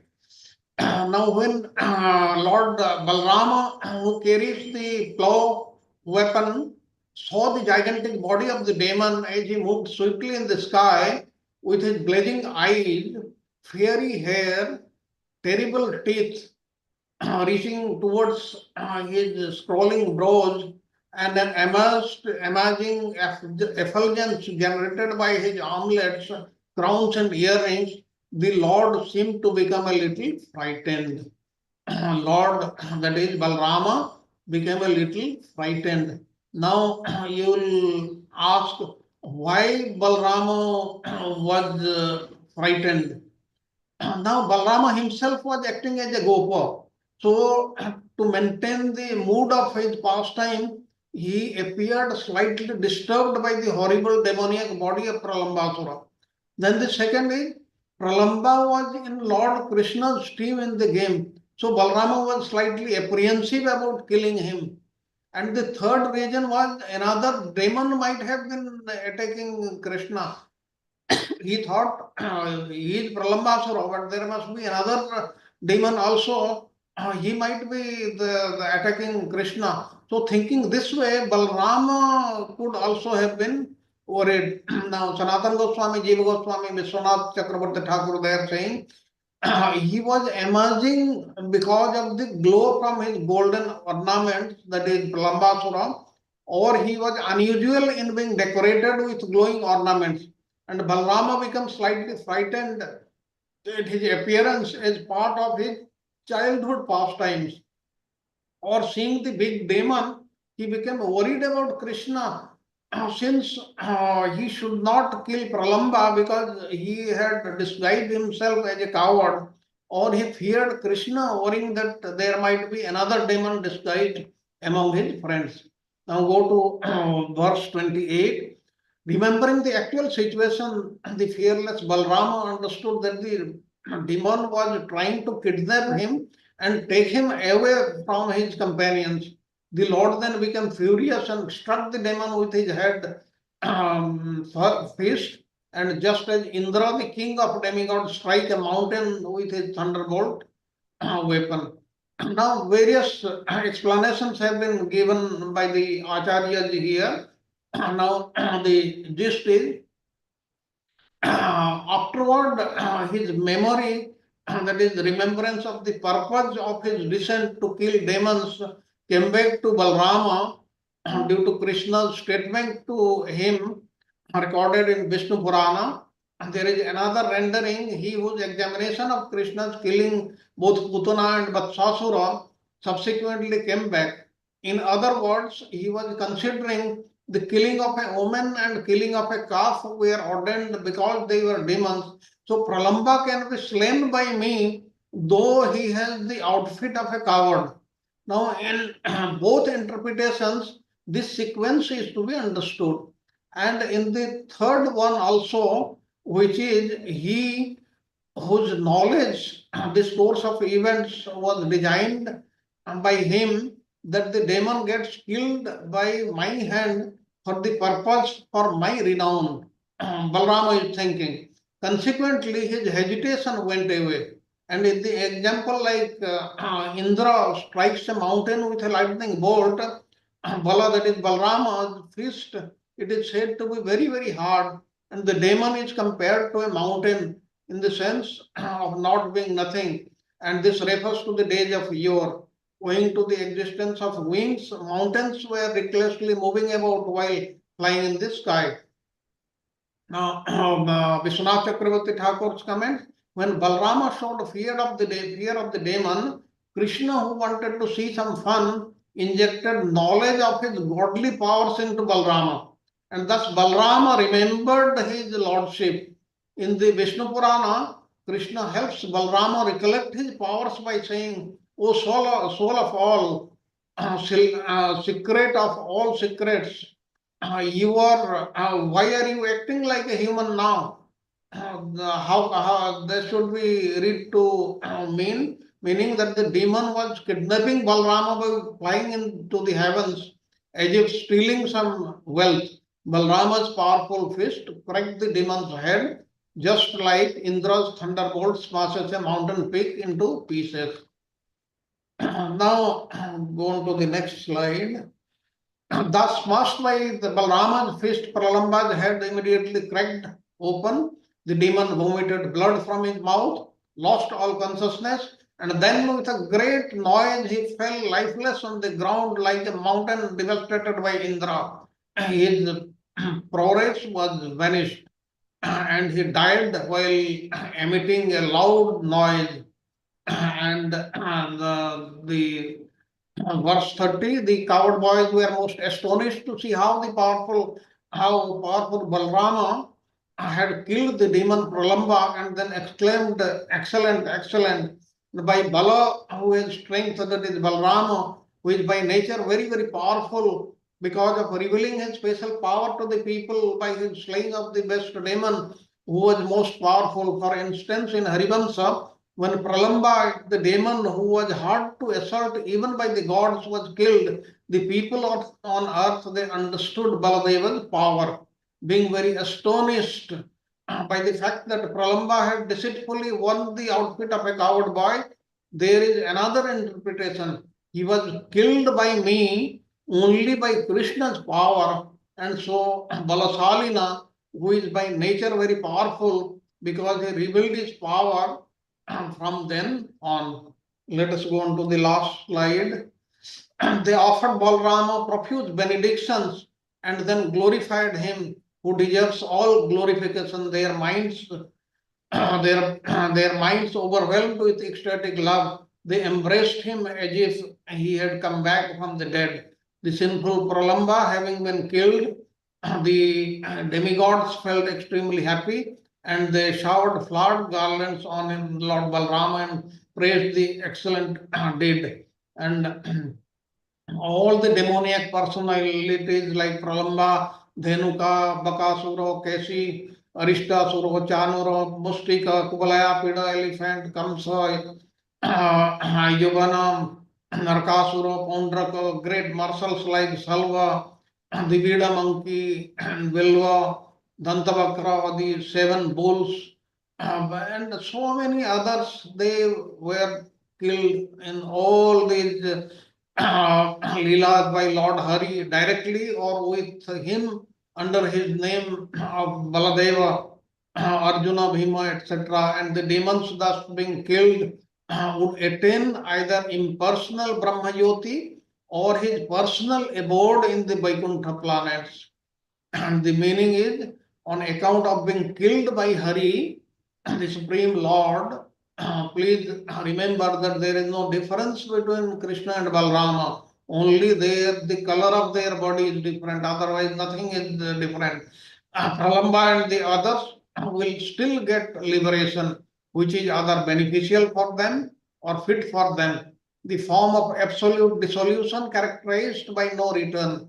Of these demons, one attained Sri Vaikuntha at the end of a Muni's curse after 3 births in consideration of being a demon. Likewise, Narakasura, who was born in Sri Bhumi from the Lord Rukmi, the brother of Sri Rukmini, the king of Matsya, the other allies of the Pandavas are mentioned in the same place. Although they attained Sri Vaikuntha due to connection with these ones, just in consideration of the cessation of the misery of material life. Alternatively, it should be discerned in this manner. Pralamba and the others will get the liberation of no return, and Dantavakra and others will get Sri Vaikuntha. Here I have come to the end of today's class.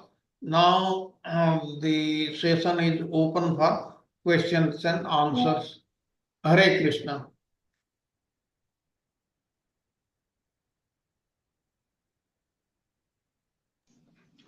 Hare Krishna Prabhuji. Very exhaustive description of Vrindavan, where the Lord is there, all the seasons, everything manifests to glorify Him. So detailed, how the birds and plants and season, everybody want to, show their service to Lord. The different seasons, how they go. So Prabhuji, my question is just, a couple of slides earlier, it was mentioned why Krishna wanted Balraman to take the credit or give him glorification. But along with that, there was another sentence also said that sequentially. I didn't understand. Maybe first Putna was killed and then second and the third. That sequence, what was mentioned, I could not understand, Prabhuji.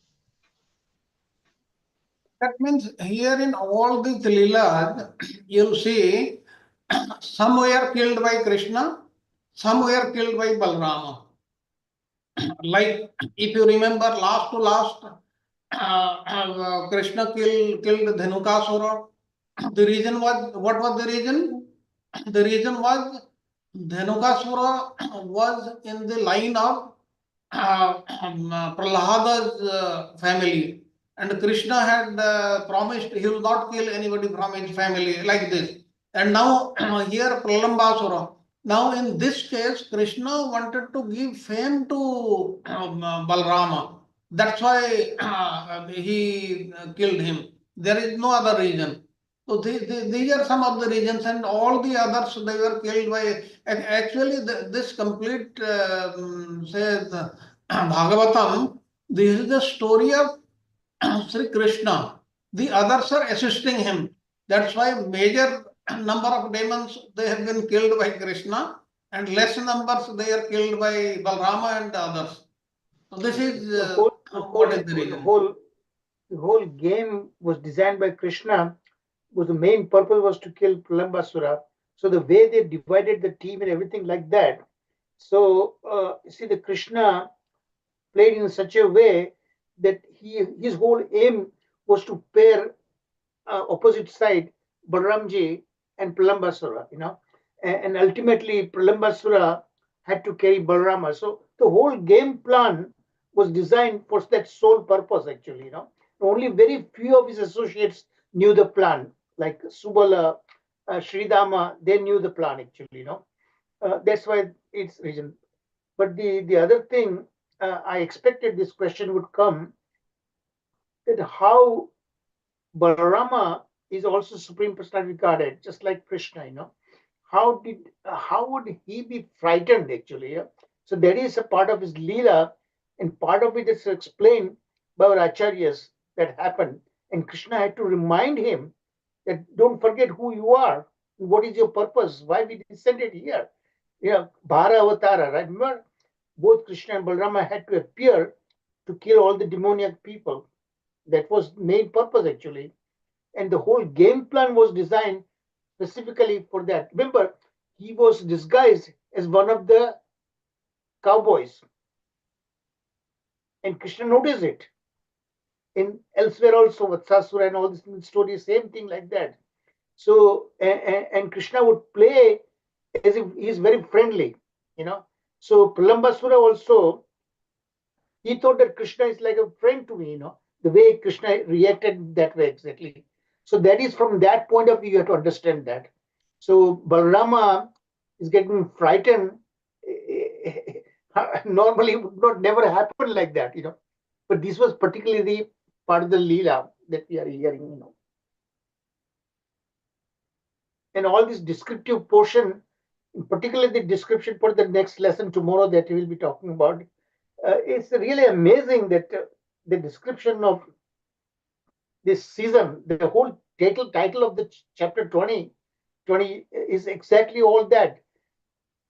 What is autumn? Autumn itself, fall season, and this before that is this different. Now we are being discussed about this summer season, right? After this follows that, So that what do you talk? What do you understand that discuss the season only? But amazing thing that we'll see tomorrow, how our acharyas interpret all these things and point out the sharp comparison. And that's where Sudhir Goswami connects with the all the transcendental things connected with the seasons in Vrindavan. So you have to understand from that point of view. We'll see that. So this today's talk also is part of that. The game is just a game. But you have to understand what was the ultimate motive was there. How to kill somebody who was disguised as a cowboy, as a coward boy, that would look very bad, right? So he had to come to he was forced to resume his own shape as a demon. That's how they could be killed. Because he could not kill somebody who was disguised as a coward boy. Same thing happened to Putana. Remember? Putana also was forced to resume her original shape. Because she was dressed as a beautiful gopi girl. So this is what the game plan is all about. You have to understand that the larger perspective of that, and that is we understood only because of our Acharya's comments, Yeah, Prabhuji is so nice, right? How Putna, as a woman you cannot kill, but demon, yes, you can kill. So many things goes behind Not that. only that, remember, Putna was in the home of Vishadamaya. Right in her home, you can kill. So she was forced to run away outside the village. So she was 12 miles tall. And she fell, a lot of trees smashed. So she could not be killed in the house of Yashodamaya. And she had to be killed in his original shape. Same thing, Pralambasura. Same thing happened to Trinavrata. All these people had to be killed because they were disguised as part of Krishna's families. Any other question? Hare Krishna Prabhuji, Dandavat Pranam. Thank you, Prabhuji. Such a wonderful class and such wonderful description of this summer season of Vrindavan. So, Prabhuji, as you said that Yeah, we cannot see all this, but the acharyas, they have mentioned so much in detail about Vrindavan, and they can actually visualize it because they are so much in love with the Lord and his pastimes and absorbed. So my question is, they can see something which we can't even imagine. So is it the same Vrindavan, or is it one Vrindavan, or how many Vrindavans are there? Like, how do I differentiate? Like, is there more than one Vrindavan? Vrindavan, in Bhoma Vrindavan, in this material earth, there is only one Vrindavan.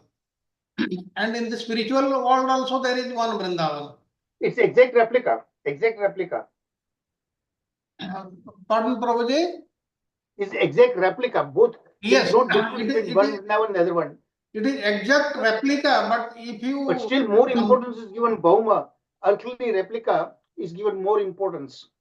Yes. Remember in that the other course that we did, that question was discussed.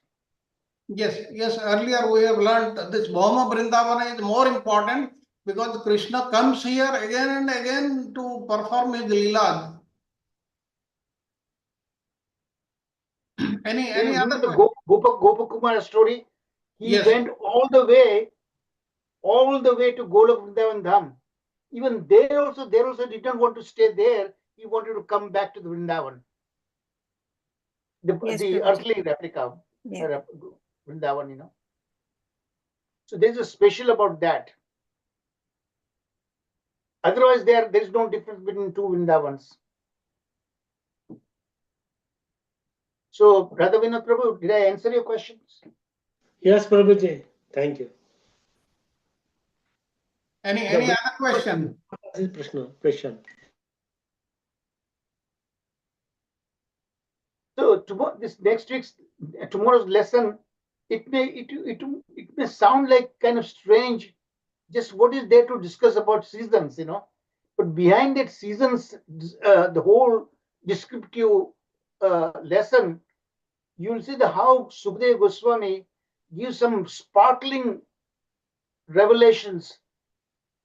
And that was amazing when I was preparing my PowerPoints. I was really amazed how these great personalities. Remember Samita Mataji's question, how do we understand how the acharyas get this insight information that escapes our mind? Because these people, these acharyas, they are very highly advanced devotees. And remember, they are no ordinary people. Chaitanya Mahaprabhu and many of these acharyas, they were manjaris. They actually participated in this Krishna Lila also. And then that particular information, that angle of vision was actually shown by Krishna to them. So they understand that.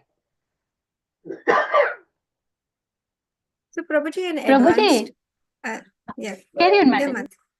Yes, Raksha Mataji.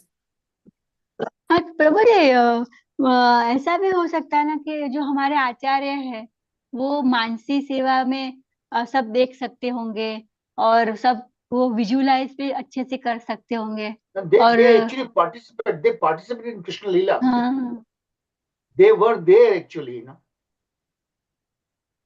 Yes, प्रभु जी. तो इतना description तभी दे सकते कोई Inside information, they knew that and they participated in the actual Lila there. Yes, Prabhuji. Santa Mataji, you were asking something?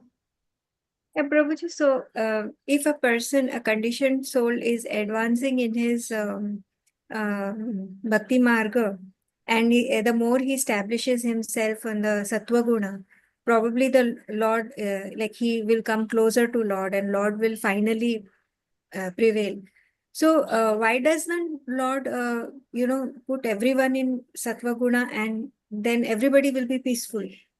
Like it's like in the society that we live in, why the people break laws, you know, and then they need to be punished.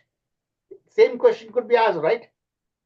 But yes, again, Krishna does not interfere, and we act according to the modes we that inherited because of a particular past karmas, and those karmas need to be fulfilled in this lifetime, not only that could be performed in that particular form. This 8.4 million species of life forms were designed by Lord Brahmaji. When we take birth in a particular form, is just to be able to fulfill those unfulfilled desires in the previous lives. Why some of us are born in a particular way, or some are born in the animal species, and that was a particular species, like Kalia's story that we heard.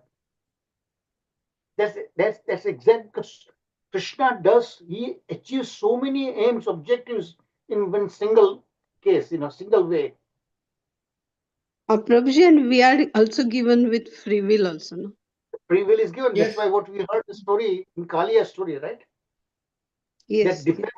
That why we should be blamed if we act according to what the body we inherited. It's not our fault. Karma is also being dictated by the modes of material nature. That was his defense, right? Because his defense fell through. Because Krishna has given us, he said, these are the laws. Police, the laws are there. And if you knowingly break those laws, you have to face the consequences. The police will not catch you unless you actually commit the crime. Here also, karma is also like that. Actually, you commit those karmas, then you need to face all the punishment, consequences. So that's where that free will comes into that way. That you exercise.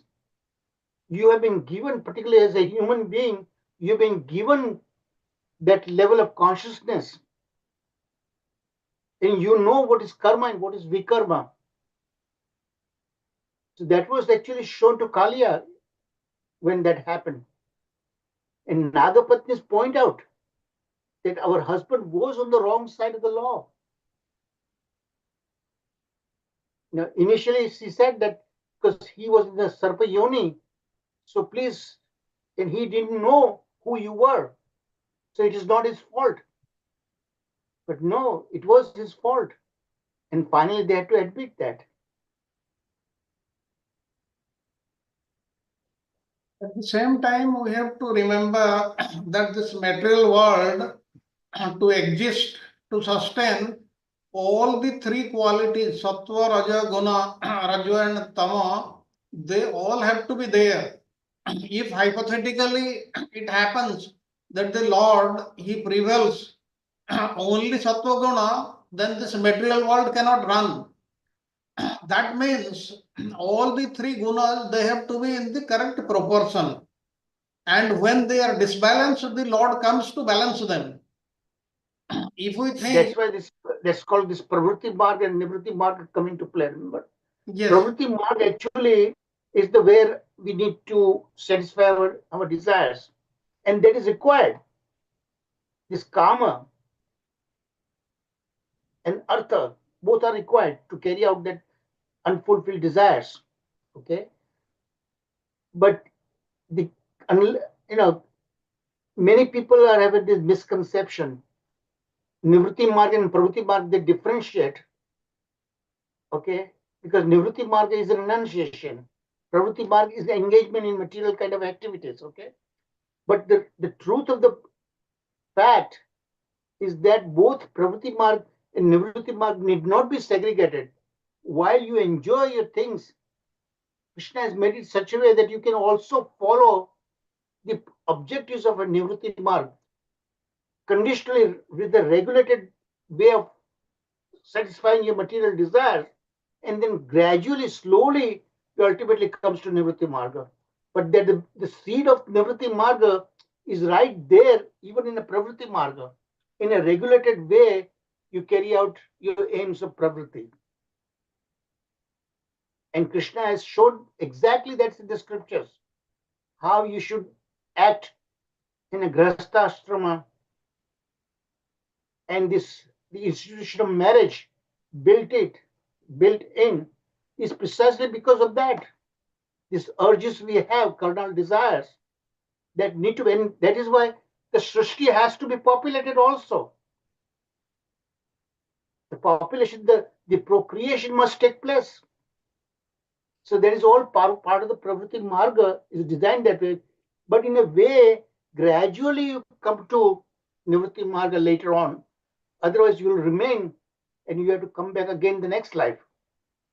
So at some point, you need to take up Bhakti Marga. So until unlike other ways of self-realization, everything, the way our Gaudiya Vaishnava Sampradaya teaches us that just to become free from material existence, liberation ought not to be our goal, because we need to serve Krishna. Okay, so in that case, the goal should be beyond liberation. Wherever Krishna descends, we want to be part of his entourage and come back. So not even just liberation, not even going to Golok Vrindavan Dham, but even higher than that, when Krishna descends in material world, we want to come back with him to assist in his Leela. Always we want to serve. That is the devotee's goal, the supreme goal. Thank you, Prabhuji. Thank you. Any other question? हरे कृष्णा प्रभु जी। प्रभु जी, प्रलंबासुर की history, past history को पढ़ना है तो कहाँ पढ़ सकते हैं? उस एसबी श्रीमद् भागवतम में तो नहीं दिया है। जो past life है ना, mostly if you see Garga Samhita is give lot of this history behind it, and also as well Brahma Vaivarta Purana, there also gives past history. Okay, Prabhu ji. And this Harivarsha Purana also gives some little background also. Yeah. See, in preparing PowerPoint, so much more information, so I could not include everything in that. Excuse me. Any other question? If no, then we'll conclude the today's class. But please remember one thing. As we said, Pralambasura was killed at Vandirvata. And there is a confusion in Vrindavana. There are two Vandirbans. And if we have time, sometime, I'll explain that. But remember, this happened on the western side of Yamuna. There is another Bhandirvan also on the eastern side of Yamuna, where Lord Brahma had performed the marriage ceremony of Radha and Krishna. And some other Leelas also took place in that place. Actually, here we will learn in the next chapter tomorrow. Actually, yes. Remember, when after these things, Kalia things happening, the Brajvasis did not go back to village. Yes, they remained there. They passed the night on the bank of Yamuna all night, and during the night, the fire broke out, forest fire, and then Krishna had to come and swallow that fire, all that thing.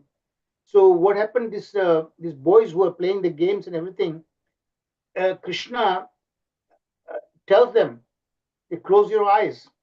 Okay, when he was going to swallow that fire, and they were wondering about why Krishna is asking us to close the eyes. Then how are you going to find out? He said, no, you close the eyes because Krishna was going to use his Aishwarya, swallowing the fire. Okay, and the second objective was that he wanted to bring them to the Bhandirvata, that Vriksha, the banyan tree in Bhandirvana. Okay, and that is a long way from Vrindavan. Okay, so you couldn't possibly walk there in time there. So while they were closing their eyes, Krishna swallowed the fire. At the same time, Krishna brought immediately to near the Bhandirvata. So, and the Vriksha, that Bhandir Vriksha, Vata Vriksha, that banyan tree is so huge that one doesn't need to cross Yamuna river. Just branches were there reaching to the other end, other bank, and boys had to just go over the tree, the branches, and go to the over there. So when they opened their eyes, suddenly they found themselves in Bhandirvata near which is far away from Vrindavan. So all these things Krishna designed in such a way, and Acharyas explained that. So tomorrow's Prabhuji, it is like a Star Trek. Tomorrow's lesson was very, very challenging. How to do it? It took a long time for me to figure it out how to do it. Yeah, I'm sorry, Rakshama Kali. Thank you, Prabhuji, it is look like a Star Trek serial. जैसे वो आंख बंद करे दूसरी जगह पे चले जाते थे एक आता था serial. Yeah. Yes, that Star Trek series, by the way, was very my favorite. The science fiction were very favorite to me. Now I don't get time to watch all this television series. Any other question? If no questions, then we can conclude the class with the Nrsimha prayers. Thank you very much, Sharad Prabhuji. Nicely conducted this class. Thank you, Prabhuji. Hare Krishna, Prabhuji. Thank you, Prabhuji, for so wonderful class. Srimad Bhagavatam ki jai ho. Namaste Narasimhaya. Namaste Narasimhaya. Praladadayini. Praladadayini. Hiranyakashipurvakshaha. Hiranyakashipurvakshaha. Shilatankanakalaye. Shilatankanakalaye. Ito Narsimha Parato Narsimho. Ito Narsimha Parato Narsimho. Yato yato yami tato Narsimha. Yato yato yami tato Narsimha. Bahir Narsimho Hridaye Narsimho. Bahir Narsimho Hridaye Narsimho. Narasimhamadim Sharanam Prapade. Tava Karakamalavare Nakha Adbhut Shringar Dalita Hiranyakashipu Tanubringa Keshavadhrita Narhari Rupa Jai Jagadish Hare Jai Jagadish Hare Jai Jagadish Hare Jai Ho Narsimhadev Narsimhadev Narsimhadev Jai Ho Narsimhadev Jai Ho Prahlad Maharaj Prahlad Maharaj Prahlad Maharaj Jai Ho Prahlad Maharaj Jaya Jaya Prabhupada Prabhupada Prabhupada Prabhupada Jaya Jaya Gurudev Gurudev Gurudev Jaya Jaya Gurudev Nittai Gaura Hari Bol Hari Bol Hari Bol Hari Bol Shri Shri Lakshmi Narasimha Bhagavan ki jai ho. Bhakta Shiromani Prahlad Maharaj ki jai ho. Srimad Bhagavatam ki jai ho. Sarva devotees ki jai ho. Hare Krishna Krishna Krishna Hare Hare Hare Ram Ram Ram Hare Hare. Shri Prabhupada ki jai ho. Thank you, Prabhuji. Dandavat pranam to all devotees.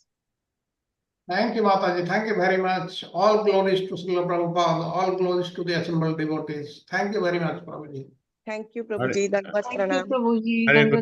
Thank you, Prabhuji. Dandavat pranam. And happy Ekadashi to all. Yes, Thank you, happy Mataji. Ekadashi.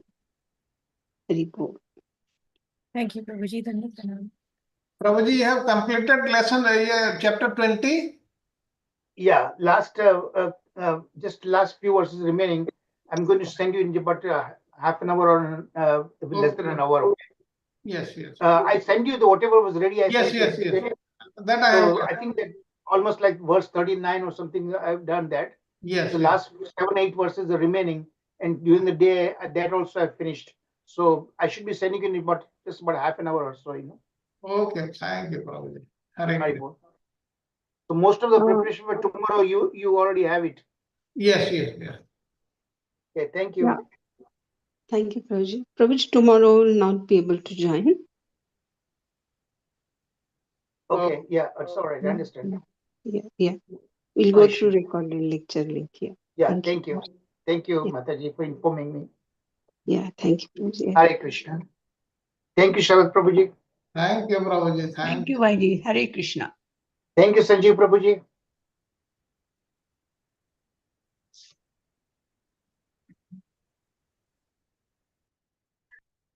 Thank you.